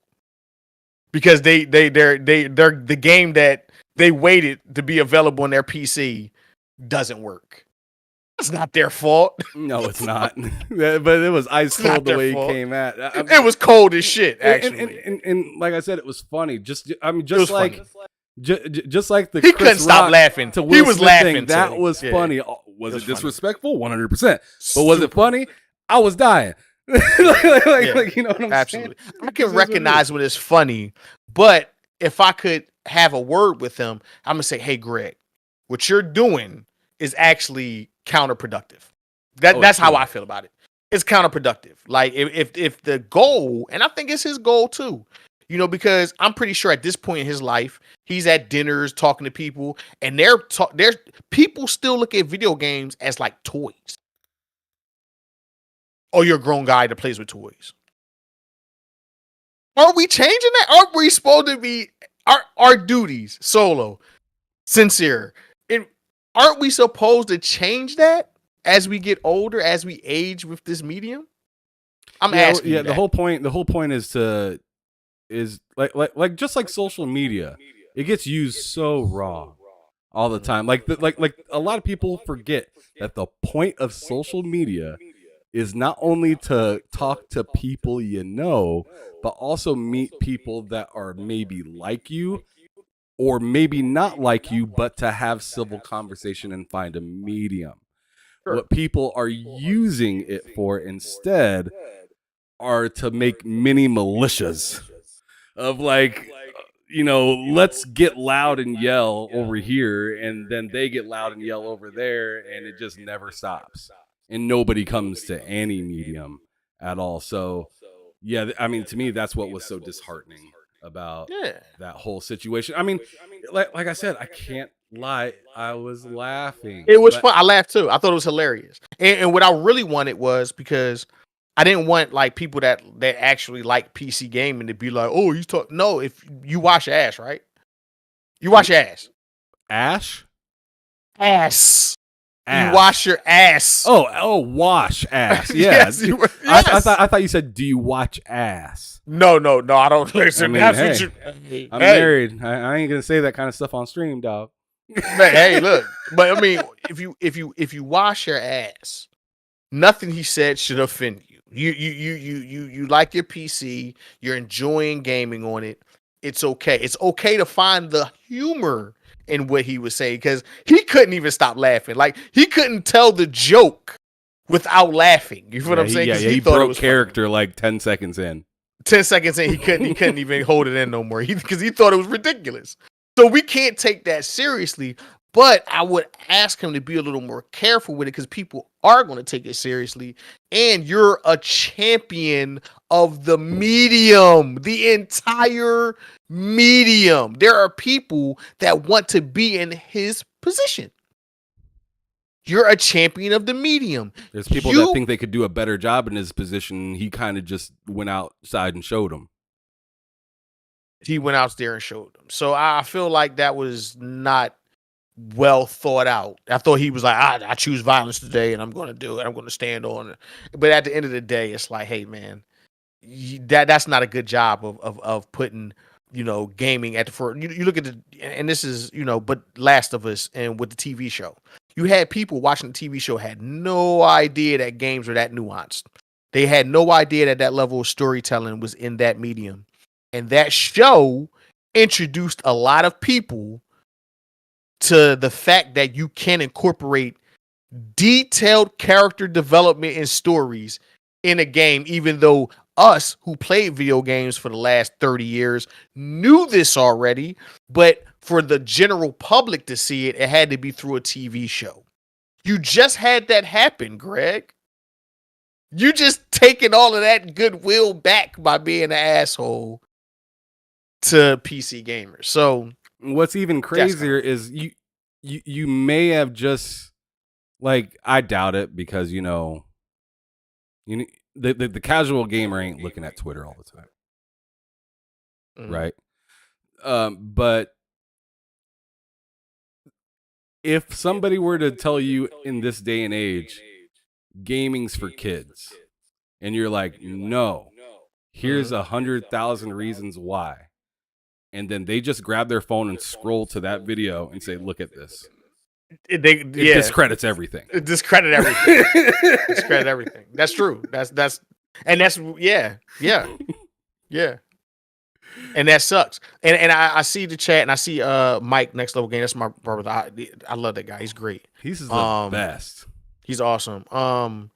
He is a champion though. Like he is a champion. What I mean by that is he's a person who it rides on he's not just an influencer, because he's well past that. Like, influencer is like, I don't want to say any names, but guys that come up and they're selling products and doing that. He's different. He's a face of the industry for people like us, or like you, or like Solo. Like, he's a face of it. He should be just more careful with his words. That's all. That's what I would ask. Be more careful of the sword you wield. Maybe retire first before you get that loud. Maybe retire first before you become that loud. Maybe. I mean, yeah, sure, he's big enough to get gigs for probably the rest of his life, sure, but I can only imagine like somebody looking at that and being like, I don't want him on my show. Or looking at him was like, oh, that's what they doing over there? Like if he's at the top of the field, that's what they doing over there? That's weird. Like, you know what I mean? You won't see listen, you won't see, even though he doesn't make those kind of movies, right? That's why when people saw Scorsese talking about the Marvel flicks, they was riding Scorsese. What are you talking about, Scorsese? It's cinema too. Because that was wrong for Martin to do. Because those guys are filmmakers also. You know, it's a roller coaster ride. He diminished what the work they put in. And he had to apologize for it because they're like, somebody sent him aside like, you know, that's a young filmmaker that you just shot his whole thing down, Martin. He probably looks up to you. He probably wishes he can make Goodfellas, Martin. Come on, man. What are you doing? Well, that's not what I meant. And then he recanted. That's not exactly what I meant. Of course, okay, Mark. But that taking that heat right now. Of course, it's not what you meant now. That wasn't the way to go about it because Martin Scorsese is champion of the medium. He's a champion. He's not supposed to say that. He is not supposed to say that. He's supposed to support upcoming filmmakers, even if they're making movies he don't understand why people like. Because that's what the problem was. Solo, he said, I don't know why people like Captain America. It's not for you, Martin. It's not for you. That goes back to what you were saying. Like, why sit there and play the whole video game if you hate it? If you hate it, Martin, you sat through Infinity War knowing you don't like this, Martin. Stop. We all make that mistake, though. Let's be real. You made that mistake with Death Stranding. I made that mistake with Tiny Tina's, and also with Horizon Forbidden West, and then also with Callisto Protocol. Right. Like I've made that mistake repeatedly, but like it's just, you know, this guy's try your best not 70, to go crazy. Almost 80 years old. He knew better, and it was diminishing the medium. It was diminishing what cinema was, and really what Martin was going through was that, you know, he made a $100 million movie that didn't move any needles, and then he turns around and look, and they're making $2 billion, and he don't understand it. He don't get it. Well, your time, you know, everybody's time kind of shifts, and you're supposed to be more responsible with your words because people still respect what you say. And the same thing with Greg, because Greg's been doing this for how long has Greg Miller been a thing? It's been a long time now. You feel what I'm saying? It's passed through different channels, and you know, when IGN was this huge thing, he was the face of it. Come on, dude. What are you doing, man? You got to be a little more responsible. And if you want to crack jokes and stuff, sure, but you know, that's the part where like you said, an outside entity will look at that and be like, look at this clown. He's clowning. Yeah. Remember, he's clowning people within it. He's clowning people within the medium. So if a person is clowning people within the medium, then something, you know, is worth clowning here. Or, you know, it goes back to this fight for, oh, it's a toy. It's for children. And that's the part that's, you know, you're a part of that fight too, Greg. So I don't want to harp on it too long. No, you're good. I thought that was fantastic and a wonderful piece of this conversation. But look, we got about 20 minutes left before I cut off the stream. I tried to make it a 2-hour kind of limit, just to respect your time and also to respect my wife when she's taking care of our 5-year-old. Mine's also. I like you said 5. I have a 2-year-old.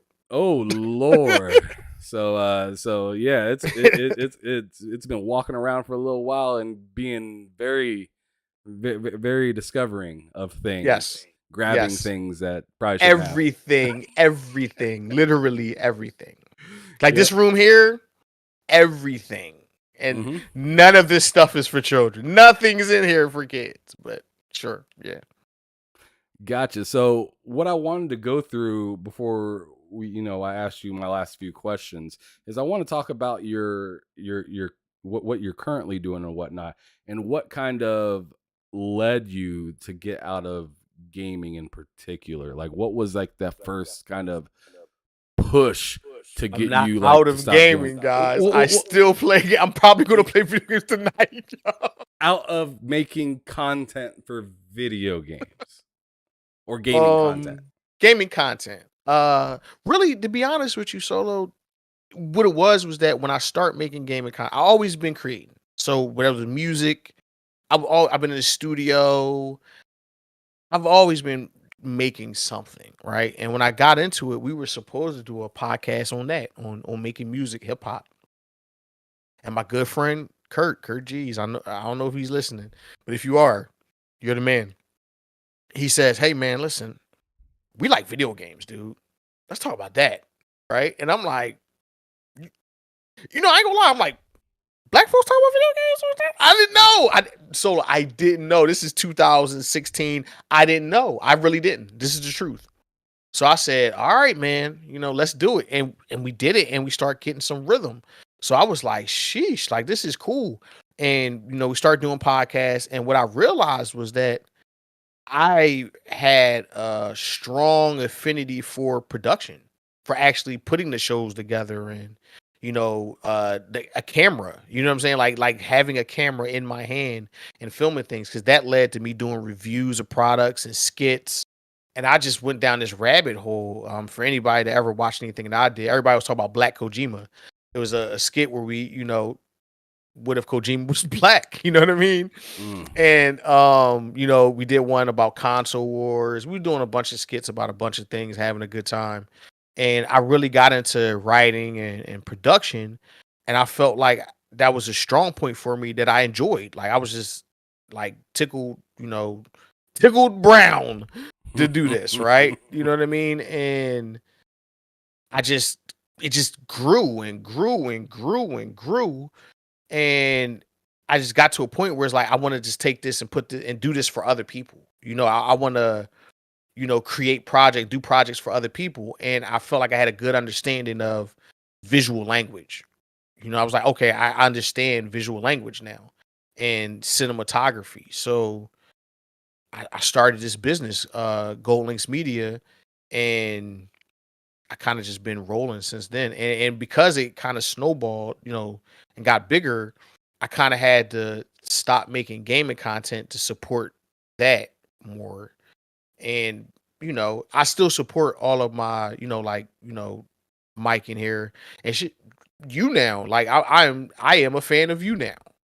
I love this. I love this. So I feel like what I can do is I can offer what I do for other people to gamers, like my good brother Jedi.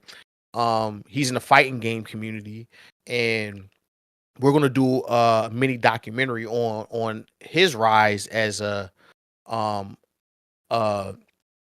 player in that field. So it's things that I do now in the production and that I can lend to gamers, as far as their social media content and things like that, without actually making the content myself, because my content now is based on me making these things. Like that's the content is me making these things. So that was really that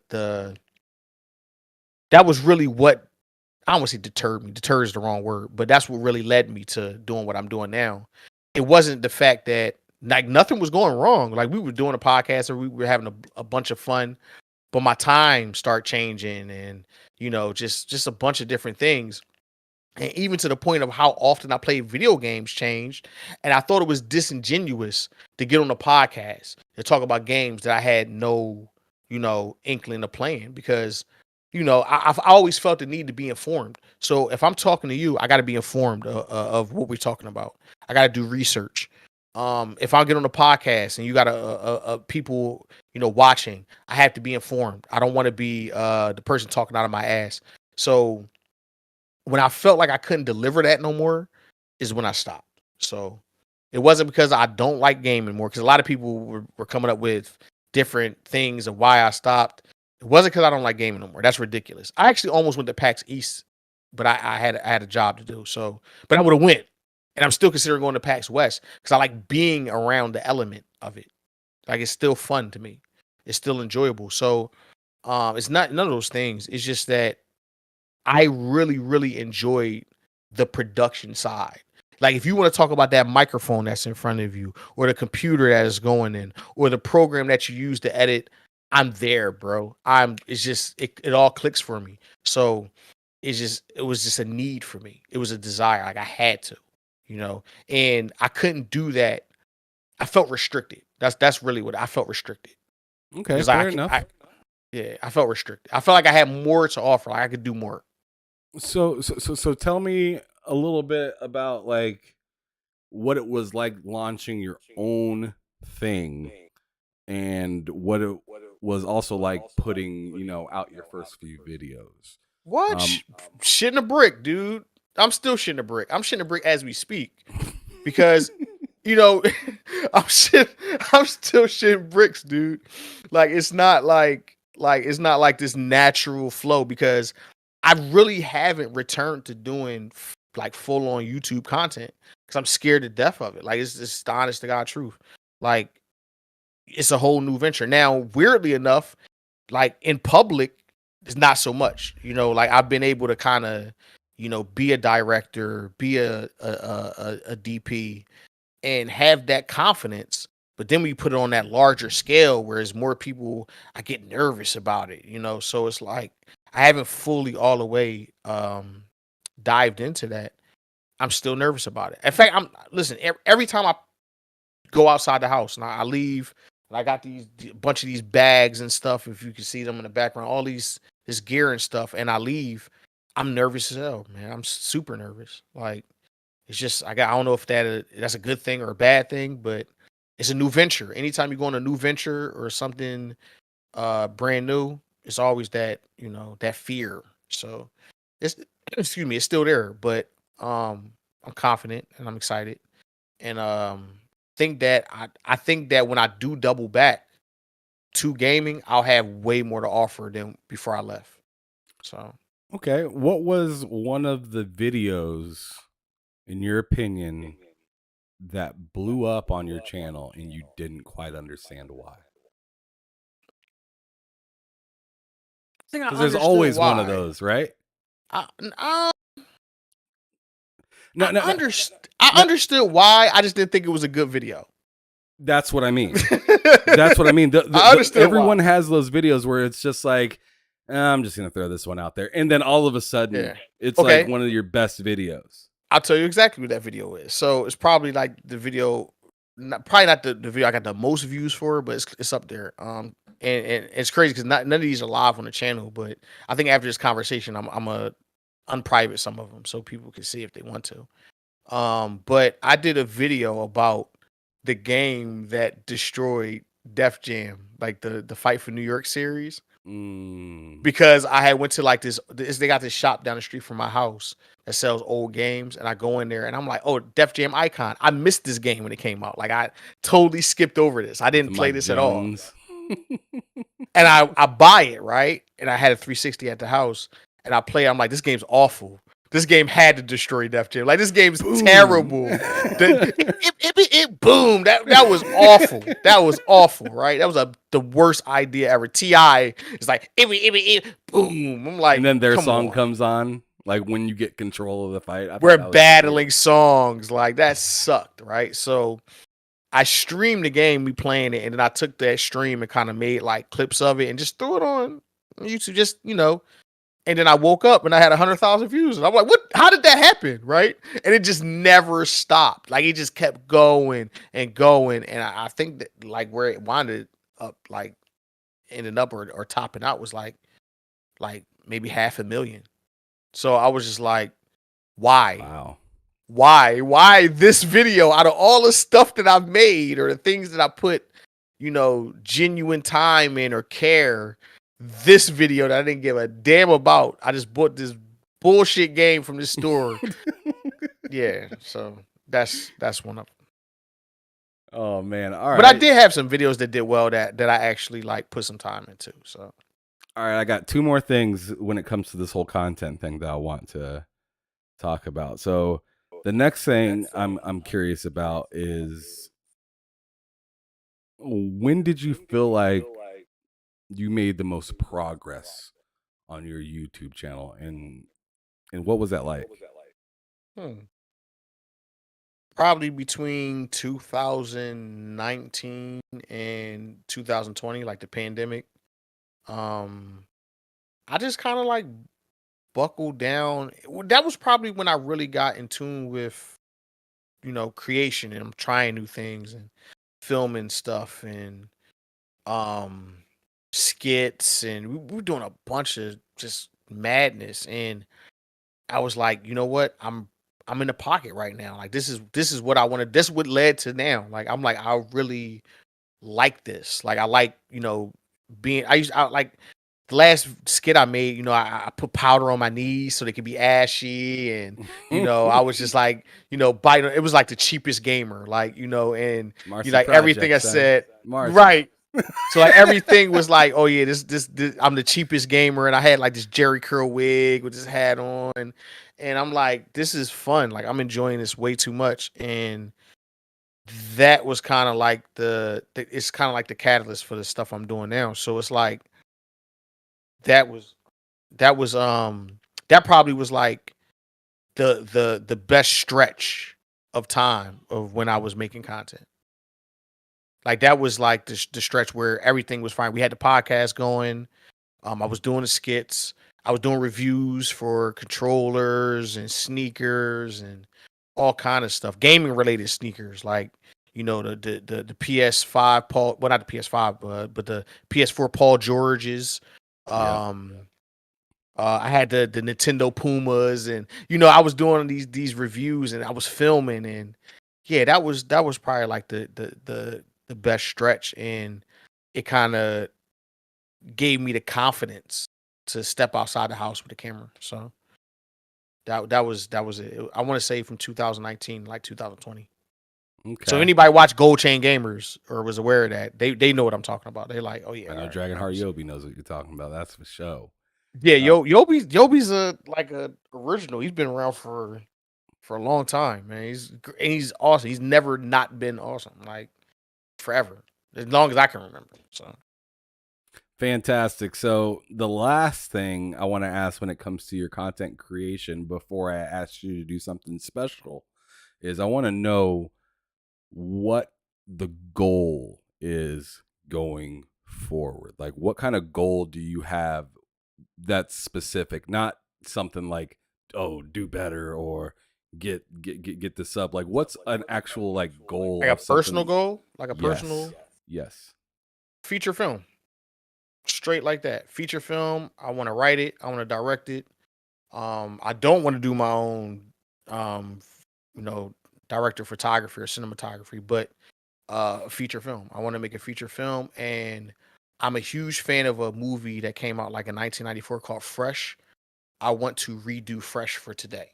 So that's my goal. So I'm actually writing it now. So Oh, if damn. if I can make that happen in the next 5 to 10 years, great. That I've reached a huge pinnacle in my life. So, but I'm working on a couple other like documentaries and stuff now. So, but that would be like, to me in my mind, the movie could suck. It could be like terrible, but if I make it, that's it. That's the goal. So.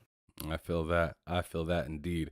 All right. And then the last thing I want you to do for this section before we get into the burning questions or whatever I like to call those last few before I end the show is I want you to do me a favor and send out shout outs to those people that helped you get to where you are. I know I heard you speak on your father and gaming and stuff like that. That's the type of inspiration I'm looking to hear from you right now. Well, for sure, my father for sure. For anybody, because we were trying to get my father in the boxing undisputed game. Shout out to everybody that kind of like assisted to get that to happen. It didn't happen, unfortunately. But Joe and Jeff Chandler, that really influenced me to be a nerd. Man, he just wanted me to be a nerd. Thank you, Dad, for wanting me to be a nerd. But my father, and in this gaming thing, man, I got to give a shout out to my man Jedi. Jedi has been a huge influence to me, a huge help to me to get through a lot of things. He's a tremendous gamer. If anybody's hasn't heard of him, you should watch him. I think he's like live on like Tuesdays and Thursdays. But Jedi is wonderful. Fanatic 215 that's been my partner doing skits. He's awesome. Maserati Ran. That's who I'm on that song, The City with. That's like one of my best friends in the world. He's That song is phenomenal. fire. Oh, he's an amazing MC. Like he's standing at the front of the stage and just rap his butt off. Like he's phenomenal. And me and him are working Lynx Media together. So that's he's a huge inspiration to me. And to be honest with you, I actually appreciate the fact that for me, being a complete nobody and starting to make gaming content, and for people to like Yobi, like Chips, to just welcome me into the fold. I always appreciate those guys. People that had me on podcasts 4 years ago when nobody knew who I was. Because I think that if none of those things happened, I would have never went as far with, it would none of the things that fell into place would have ever fell into place, because I didn't grow up wanting to film things. I didn't, you know what I mean? That wasn't how that happened. It happened through the community, gaming, and me wanting to do more, me wanting to impress people. We want people to show up and be impressed by what they saw. So that's probably like the entire community. Anybody that's ever watched a show, a Gold Chain Gamer show, a video, even if it's that dumbass Def Jam video, if you watched it and liked it and came back, like all that stuff, like that's absolutely like the people that kind of helped me do this, because I don't think I would even had the confidence, to be honest with you. It's just the truth. And I've done a lot of things. I boxed. I did a bunch of things. It's different, man. It's a different confidence. Man. It's a different putting yourself on the line in front of people and being out there, even to how you look and all that stuff, man. It's just, yeah. So I don't think I would have had the confidence to do that without those people supporting me for that long. And it was great support. It was wonderful support. Like, super confidence builder. And I always try to pay that forward and help build confidence. That's why I didn't really get in drama. I didn't even get into console stuff. And I think I probably would have been bigger if I did, or went further, but I just couldn't do that because I always respected people's interests. And I always thought the goal was to normalize gaming. So it wouldn't be frowned upon or looked at as some child shit. We're all grown ass men. It's easier you to got be a authentic family as well. It's just easy. Super easy. It was so easy to jump on camera, go live, and be myself. I didn't have to put on no front. And I appreciate people that came by to where I didn't have to. That's where, the real appreciation comes from. I didn't have to put on a show. It was like being myself, and myself was the show, which is wild. It's crazy. It's crazy to even think about it. You know what I mean? So, yeah, that's I want to thank all those people. It's too many people to thank, to be honest with you, but I see Yobi in here and Chips and those guys, and they're part of that. So that's fantastic, brother.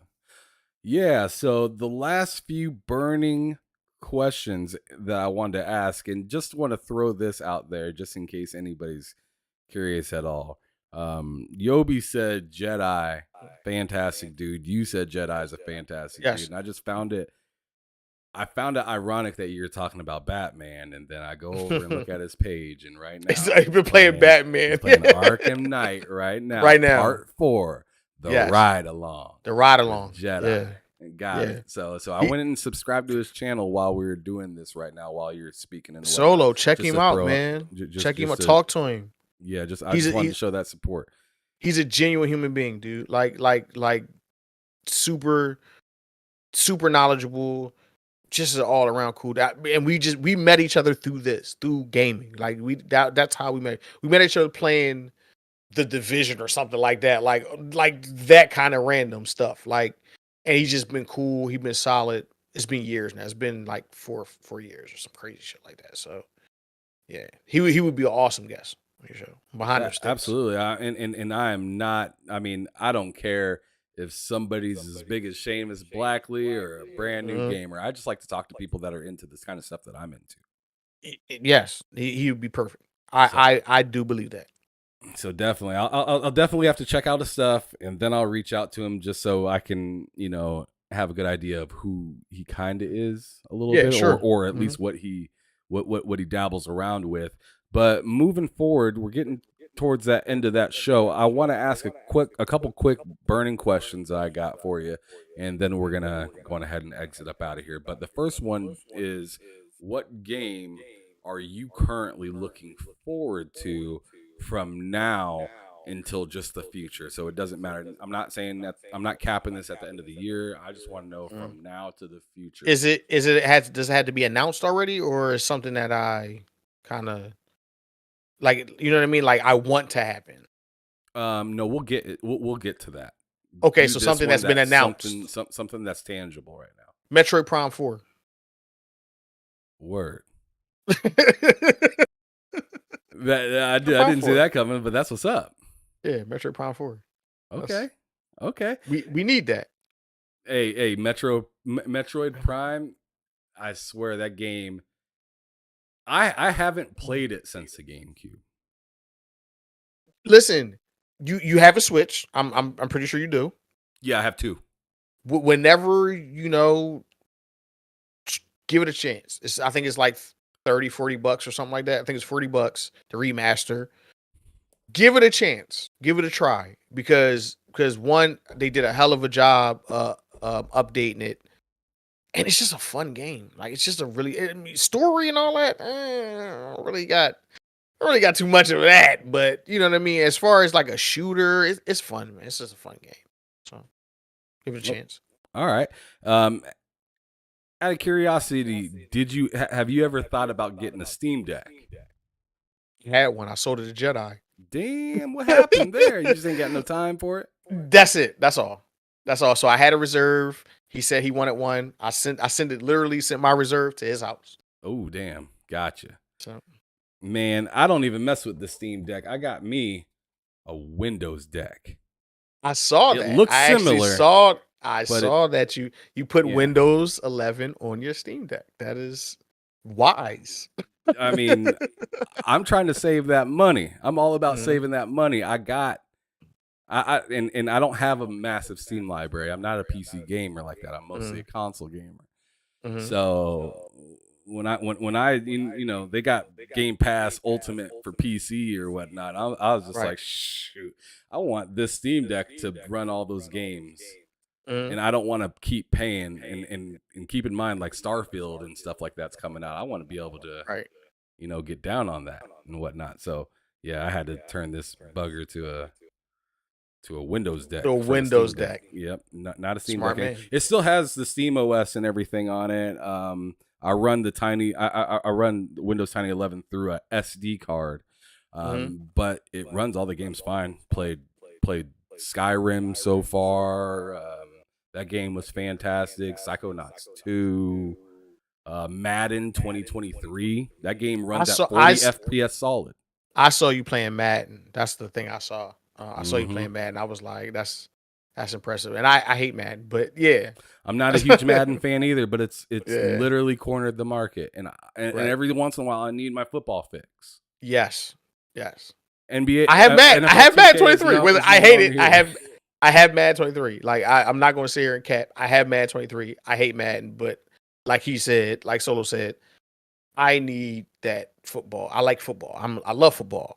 I need that fix. So yeah, I mean, a good spin move is still great. Like if I can get a good spin move and run 55 yards down the sideline, I hate it. I like that in any game. Solo, I still have fun playing it. So absolutely. Yeah, I can say what I want. It's not the game that I'm dreaming of, but I have fun playing it. That's real. 100%. And then one of the last main burning questions that I wanted to ask you, or actually the second to last one, is going to be, what gaming genre do you just not like? A gaming genre that I don't like. One that you would walk past if they were in genres at a like a Blockbuster or something like that. If every game was in its own genre like it should be, which would be fantastic. It'd be very organized and nice. People are going to give me all kind of shit about this, but JRPGs. Oh, snap. I'm not a JRPG guy. Like, I'm look, RPGs, Western ones, The Witcher. could get jiggy with it. Chips and Sticks said RPGs right away. Yeah, JRPGs. Yeah, man. Like, You like it's just Western not my ones? cup of tea. Some Western ones. I think with RPGs in general, those are games that you have to really devote quite a bit of time to. And I think that with We me, already know about your respecting the time thing. well, or just being more like, like I'm definitely like spurts. So that's why a game like Madden 23 is cool. But then again, a game like I was playing God of War Ragnarok, I could play that for an hour and feel satisfied, and then walk away from it for a while and come back. A game like I didn't think Halo Infinite was good, and I like Halo, right? I don't think Halo Infinite was good, but it's one of them games that I can find fun in it for a half hour to an hour. I can find the fun. I can find the loop. It's fun, for that period of time. Um, would you consider what is Zelda to you? Zelda's not an RPG? You wouldn't say that. It's like an Is action adventure. action adventure? So yeah, I'm more into action adventures. I guess maybe RPGs in general. I did like The Witcher though, but The Witcher is kind of like it's an RPG, but I think it's action adventure too. Well, yeah, and whatever. Anyways, I like The Witcher though. I like The Witcher. So now these two questions I always kind of smush together, but they're very interesting questions in my opinion. Ooh, I forgot one question that you tried to answer earlier. I better hit that first, actually. The question that you tried to hint at first was a game that you wish about, right? Mm-hmm. And I was gonna say, I want you to bring two dead IPs, or maybe an IP that's never been brought to the table before, and give them a AAA, give them a Refresh. AAA budget. What are we looking at? Okay, I said this like a long time ago, and then weirdly enough, I think that game was made. It's just called something else. So there was a game on PS2 called PsyOps: The Mindgate Conspiracy. I don't know if anybody remembers that. I remember But Psyops. but that game had like crazy like physics, and you could throw boxes at people and wrap people around rails. And I really liked that game. For some weird reason, like I played it on PS2 or Xbox. I played it anywhere it was available because I really liked that game. It was better on Xbox, but I like that game, and I was like, man, they should really do this again. And then they made Control. I'm like, oh, it's kind of the same. It's kind of similar. So that would be cool if they, brought that back. And I know that's a game that, shoot, they could bring back Fight Night, please. Do me a favor and bring back Fight Night. But outside of that, I feel like a lot of the games that I like are coming back. They're coming back. I think GTA 4 can get a refresh if they felt froggy. Ooh, that'd be fantastic. Yeah, GTA 4 can get a refresh. That would be so dope. That had a great story. I just feel like a lot of the games that I would say it happened already. Like Resident Evil 4 would be a game I'm like, yeah, they could do that again. Psh, here it is. It's there. Dead Space was one of them. It's there. But a dead franchise, a franchise that's dead to be resurrected. How about like True Crime Streets of Bel Air? I hated that game. I hate you. I hated it. I did. I didn't like that game. Solo, I did not like that game. Got me gritting my teeth. The Warriors? See, I always thought the Warriors was a one-off anyway. Like it was like one of them things that's like not necessarily a franchise, but more like a standalone kind of live on its own kind of deal. Which I like games that do that. That everything don't have to be a franchise, but a franchise like a game that had multiple iterations that just died. Okay. You talked about it earlier, man. Resistance, man. Like what happened to Resistance? Resistance was a trilogy of games that in my opinion got better as the series went along, and then they just died. You know what I mean?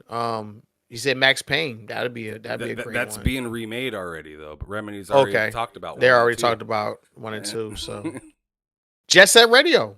That was a fantastic. Hey, I know that Sega's working on something with Jet Set Radio, but I think it's gonna be like with microtransactions and stuff, so it might like a be cell like a phone kind battle of royale deal. kind of game or something. No, it doesn't. That sucks. When they said that, like my ears perked up when I seen Jet Set Radio, and then I seen like their idea is to do it in like a Fortnite style, and it turned me right off. Yeah, that would suck. That would suck. But outside of that, man, I think they're doing a pretty good job of resurrecting stuff. Like, I know people say that's like, oh, they're creatively deficient. Like, nah, man, we just resonate with things we've familiar what with. will sell. That's the thing. Yeah. They can live. You can. I mean, even if you look at the TV industry and whatnot, they are living on nostalgia. They are banking on nostalgia. Banking on it. There's a new Transformers movie coming out. That's all you need to know. They redid. They redid Full House. I wouldn't be surprised if they redid A Family Matters. They redid Fresh Prince. Now it's Bel Air, and it's a serious take on it. And I actually kind of find it interesting. No, it's like that's actually a pretty good show. But it is a pretty good show. I just feel like they did my boy Carlton wrong, man. Oh man, I love that, man. You know what, Cocaine Carlton? I loved it. Oh man, I said this is insane, man. Whoever thought of this? Okay. Last time I seen Carlton all hopped up, he was dancing all sorts of fast. Hey, that's why he was doing it. That's why he was doing it. See, we didn't know. They went all the way in on him. John says Midnight Club needs a reboot too. That's a fact. That would be cool. Dub Edition was my favorite one ever. Dub Edition is awesome. The soundtrack was amazing too. Car real big, belly real big, everything. Yeah. But anyways, it had 24s by T.I. on it. Oh yeah, it made that. Oh yeah. It had that one, and it had Twisters. Make that ass roll. Make that roll out. Yep. Yep. That soundtrack was crazy. Probably the best soundtrack on a video game that and there's been a lot of great video games. One of them. It's some good soundtracks out there. I don't know what beats it, man. I just don't know. Hey, let me ask you this: that Def Jam had an amazing soundtrack, as far as hip hop. But okay, you said you like Death Stranding, right? Death Stranding, yeah. The best thing about Death Stranding to me is running with the music. How good was that? It takes you away. Come on, man. That soundtrack was phenomenal. Recently, or actually yesterday, Forza came out with a DLC that dropped, and I'm not sure if you're into any into rock or metal or anything like that. But I mean, I dabble with it when it sounds good. I'm one of those kind of people where it's just like if something's hitting, I'm not going to deny it just because it's outside of my favorite genre. Bro, I like Du Hast by Rammstein. Du Hast. Du Hast, bitch. Yeah, I mean, that song was crazy. Oh, man. That beat, just that beat alone gets you like crazy. It gets you up. I think they had that song in the movie How High. Yes, they did. And he was all passing the blunt. That shit was wild. There's so many good things, man. So many good like music. Yeah, I'm into what sounds good to my ear. I'm not discriminative. That new Forza DLC has amazing music for that rally. It just matches. It's like chef's kiss. Matches, and that's the best thing. Like even like when we make films, people always look at the visuals and they talk about lenses and all this cool stuff. The music, the sound, the audio, and having that match the feeling that you're trying to accomplish when you're filming something. So if we're supposed to be sad, that music has to fit that. If we're trying to get energy, the music has to fit that. And the insane part is the best music sometimes you don't understand that it pulled you in. No, you didn't, because you didn't even realize it just happened. You didn't realize it. It just happened, man. It just happened. And if anybody's watching, right?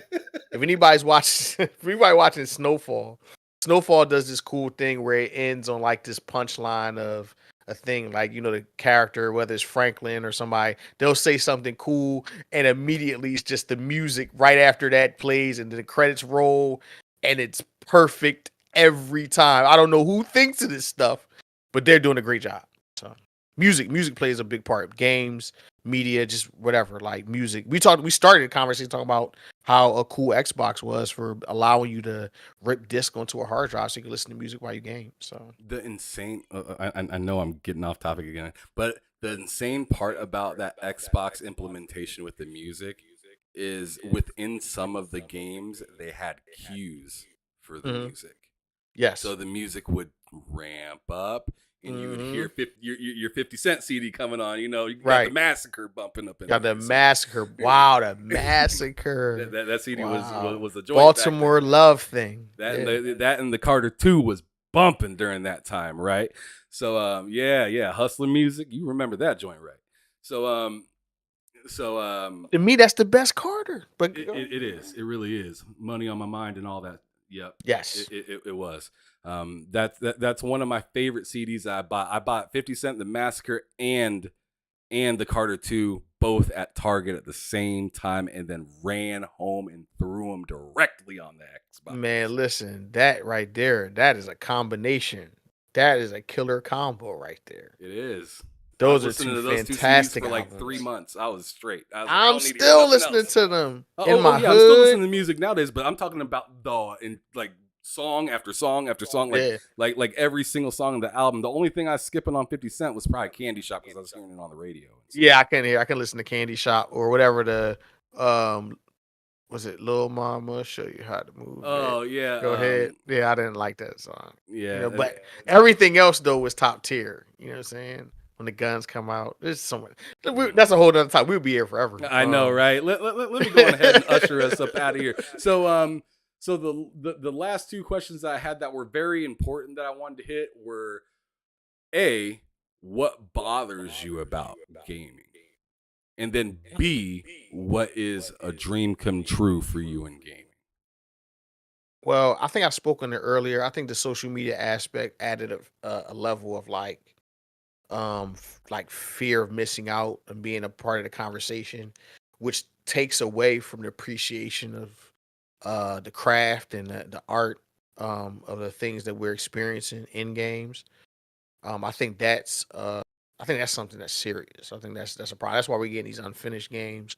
That's why The Last of Us don't work on PC. That's why so many things. It's why Cyberpunk sucked. It's I think that's all a part of the same issue and problem. The Brother Everborn saga said something that I thought was very evident.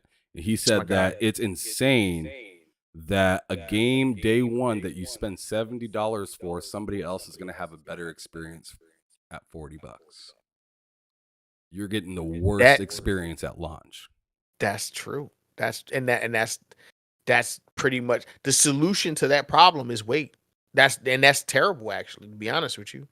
The solution to that problem is wait, because what happens is from waiting means that game doesn't generate the revenue to, justify its existence. So now it's sitting somewhere in a bargain bin for 75% off, and now I'll pick it up now. Well, that game's dead. It's dead. They'll never make another one. Some people got fired or whatever. That's the chain reaction. Luminous with Forspoken just recently. Right. They got dissolved. They got the entire studio. So it's like, that's just unfortunate, man. And that's a problem of rushing to be the center of conversation and not finishing or not having the game as polished or well done as it could be. You feel what I'm saying? Because everyone has that fix. And what's happening now is that technology is getting better and the demand from gamers for what they want is getting bigger. So now the games are becoming more expensive and are harder to make. So that's why you got, this demos for Unreal Engine 5 where they're like, hey, it's easier because people need to make games faster. Because, people have fucking backlogs. Like the backlog has to just go away. We need to finish the games we buy and buy the games we want to play. Or just get a subscription service. or that. I mean, even that has its challenges, because, a game is sitting in a subscription service for months and months and months. And, it didn't get the proper attention because they only promote so many things at once, right? So, oh, we have this new game here. We have this new game here, but that game there, it's just there. Hoping that you cycle through and catch it, you know? So what about the guys that worked on that for a year and a half, 2 years? So all of this stuff has its challenges, and really it's the internet that's making it challenging because, you know, because every other industry went through this. Music, Napster, you know, it went through this challenge. Now everything is on Apple Music or Spotify. Films now it's like, do you go to the movies or do you wait for it to come on Paramount Plus or you wait like a week or Disney? two and it's on HBO or something. Yeah. So every medium has this problem, and now it's gaming's turn. Now it's like, how do we combat this? So it's like, you know, it's all challenges, and you know, we got to see what the future holds, and that's probably the best thing is seeing what the future holds. I think that's like the interesting part is like, where does this go? I know a lot of people have interest in VR. A lot of people have interest in different ways to play video games, and I feel like that's interesting. Even though I'm not hugely fond of putting this like thing on my head to play a game, I'm still interested in different ways to consume gaming as a product. So I'm excited for the future, if that makes any sense. Yeah, that did make sense. And then on the flip side, what do you think was a dream come true? A dream come true. A dream come true is watching people of similar interests come together and express those things. A dream come Greg true. Miller. No, not Greg Miller. Not Greg Miller. No, Ham Solo. Coming together and talking about and expressing these things over, you know, and having everybody here share the same interest and have dialogue and conversations about it. So that's the dream come true, is that from the boy that was doing whatever he was doing on the street corner talking about Solid Snake and Gabe Logan, to be able to share those experiences with a multitude of people from different facets of life. That's the dream come true. Solid. Super solid and very sincere. I'll give you that. All right, so yeah, but anyways, brother, thank you so much for being here today. It was a pleasure. It was a good time. It was a very, very original conversation, to the point where I gave you the questions. And you're like, yo, bro, I don't make a whole lot of gaming content anymore. I just wanted to be like transparent. Like, I didn't want to, you know. In my eyes, I was just like, fuck it. You know, I'm just gonna have a conversation with them and see where this goes. That's what you say. You're like, you know what? I mean, we talk about anything. I mean, we still wound up talking about gaming because I still love playing. You can't, when you really enjoy something, like, you can't just stop. Like, that's not realistic. I don't think it is. Even though I don't do it as much as I used to. Making it sound like a Baltimore love thing. A boss is like, that was dope. I gotta still never try that again. You know what I'm saying? But yeah, it's like you can't stop enjoying it. So I enjoy it. I just, you know, I have a multitude of interests. That's all. But I'm still interested. And I think I will be for a while. I think our generation is going to be the first generation that grows old with this. So. Fantastic. So the last thing I want, or one of the last things I want you to do, is shout out your stuff. Let everybody know where they can find you. You know, Twitter, all the social medias, and if you're into, you know, sharing gaming, like names and all that stuff. Oh yeah, well, it's listen, it's totally up to you. Just shout your stuff out. I'm on Twitter. On Twitter is sincere_GLM for Gold Lynx Media. Capital GLM, or, you know, I guess you could put lower cases in. And everywhere else is literally Gold Lynx Media, GOLDLYNX, like the cat. I always do that. People are like, why do you do that? I'm like, cat, like cat, Lynx. You know, remember the Atari Lynx? Mm-hmm. So Gold Lynx Media, the handheld. That was, you know, that, I mean, it's like that everywhere. It's on Instagram, it's on YouTube. Gold Lynx Media. Right now, my content consists of filmmaking. So if you're into filmmaking, if you're into, you know, behind the scenes or even film talk, because we still talk game and stuff too. So, you know, you can stop past the YouTube. I go live, not like twice a month. So I'm not going to hold you up or, you know, hold you hostage, but it's a good conversation. So, you can stop past for that. And on the consoles on game, I'm on now. You got to look up Gold Chain Gamers on Nintendo because I don't know the code because it's a long ass code, whatever that code is. But people have found me through Twitter. So if you do it that way, through sincere_GLM, you'll find me on Nintendo Switch. But on Xbox and PlayStation is Gold Chain Gamers, because that's what we were, the Gold Chain Gamers. So, yeah, it's all the same. So, well, I definitely like to link up with you on one of these consoles, and I wish they would make relax. If they made a new division. I don't know if you're in the division. Are you? Oh man, my division 2. I did the entire summit. Okay. All right. So you're into it. All right. Yeah. I mean that tells you enough, right? Gotcha. Because so like 100 floors. I'm telling you, dude. The second they announced a Division 3, I am on it. So that's like multiplayer and group settings. We had so much fun playing that game, and yeah, if because right now multiplayer wise, I haven't been on it. I haven't had a game to sink my teeth in. I am anticipating and waiting for them to announce a Division 3. So if when they do, I'm there. You'll have a partner. Dope. Because I had a hard time finding partners after my cousin dipped off on. We were all playing it, man. I see my guy Prime House Baticus. We were all playing it, man. It made up for some of the craziest stuff being said in the midst of playing a game. Like it was some wild stuff. Not wild to the point of being offensive, but definitely funny moments. Good funny moments. Well, those are the best kinds. Yes. But anyways, thank you everybody for showing up to the show. It's been a blast. It's been fantastic. The chat has been very fun to look at. You guys have said some very interesting stuff in there. If you are new to this channel, please do me a favor. Make sure you hit that like button. Hit the subscribe button. Support your boy. I'd really appreciate that. I'm really working on my way to getting 1,000 subscribers before the end of the year. But if it doesn't happen, whatever. But if it does happen, you can find it's going to happen. Stupid stoked on this channel. So make sure you guys share this stuff out so other people can see it and possibly be interested in do it and whatnot as well. But Mr. Gold Lynx Media Sincere, please tell me what gaming means to you in just 3 words. 3 words. Wow, that's tough. 3 words? Mm-hmm. It's the shit. It's the shit. I like it. Let's go. That's the first time I heard that one on here.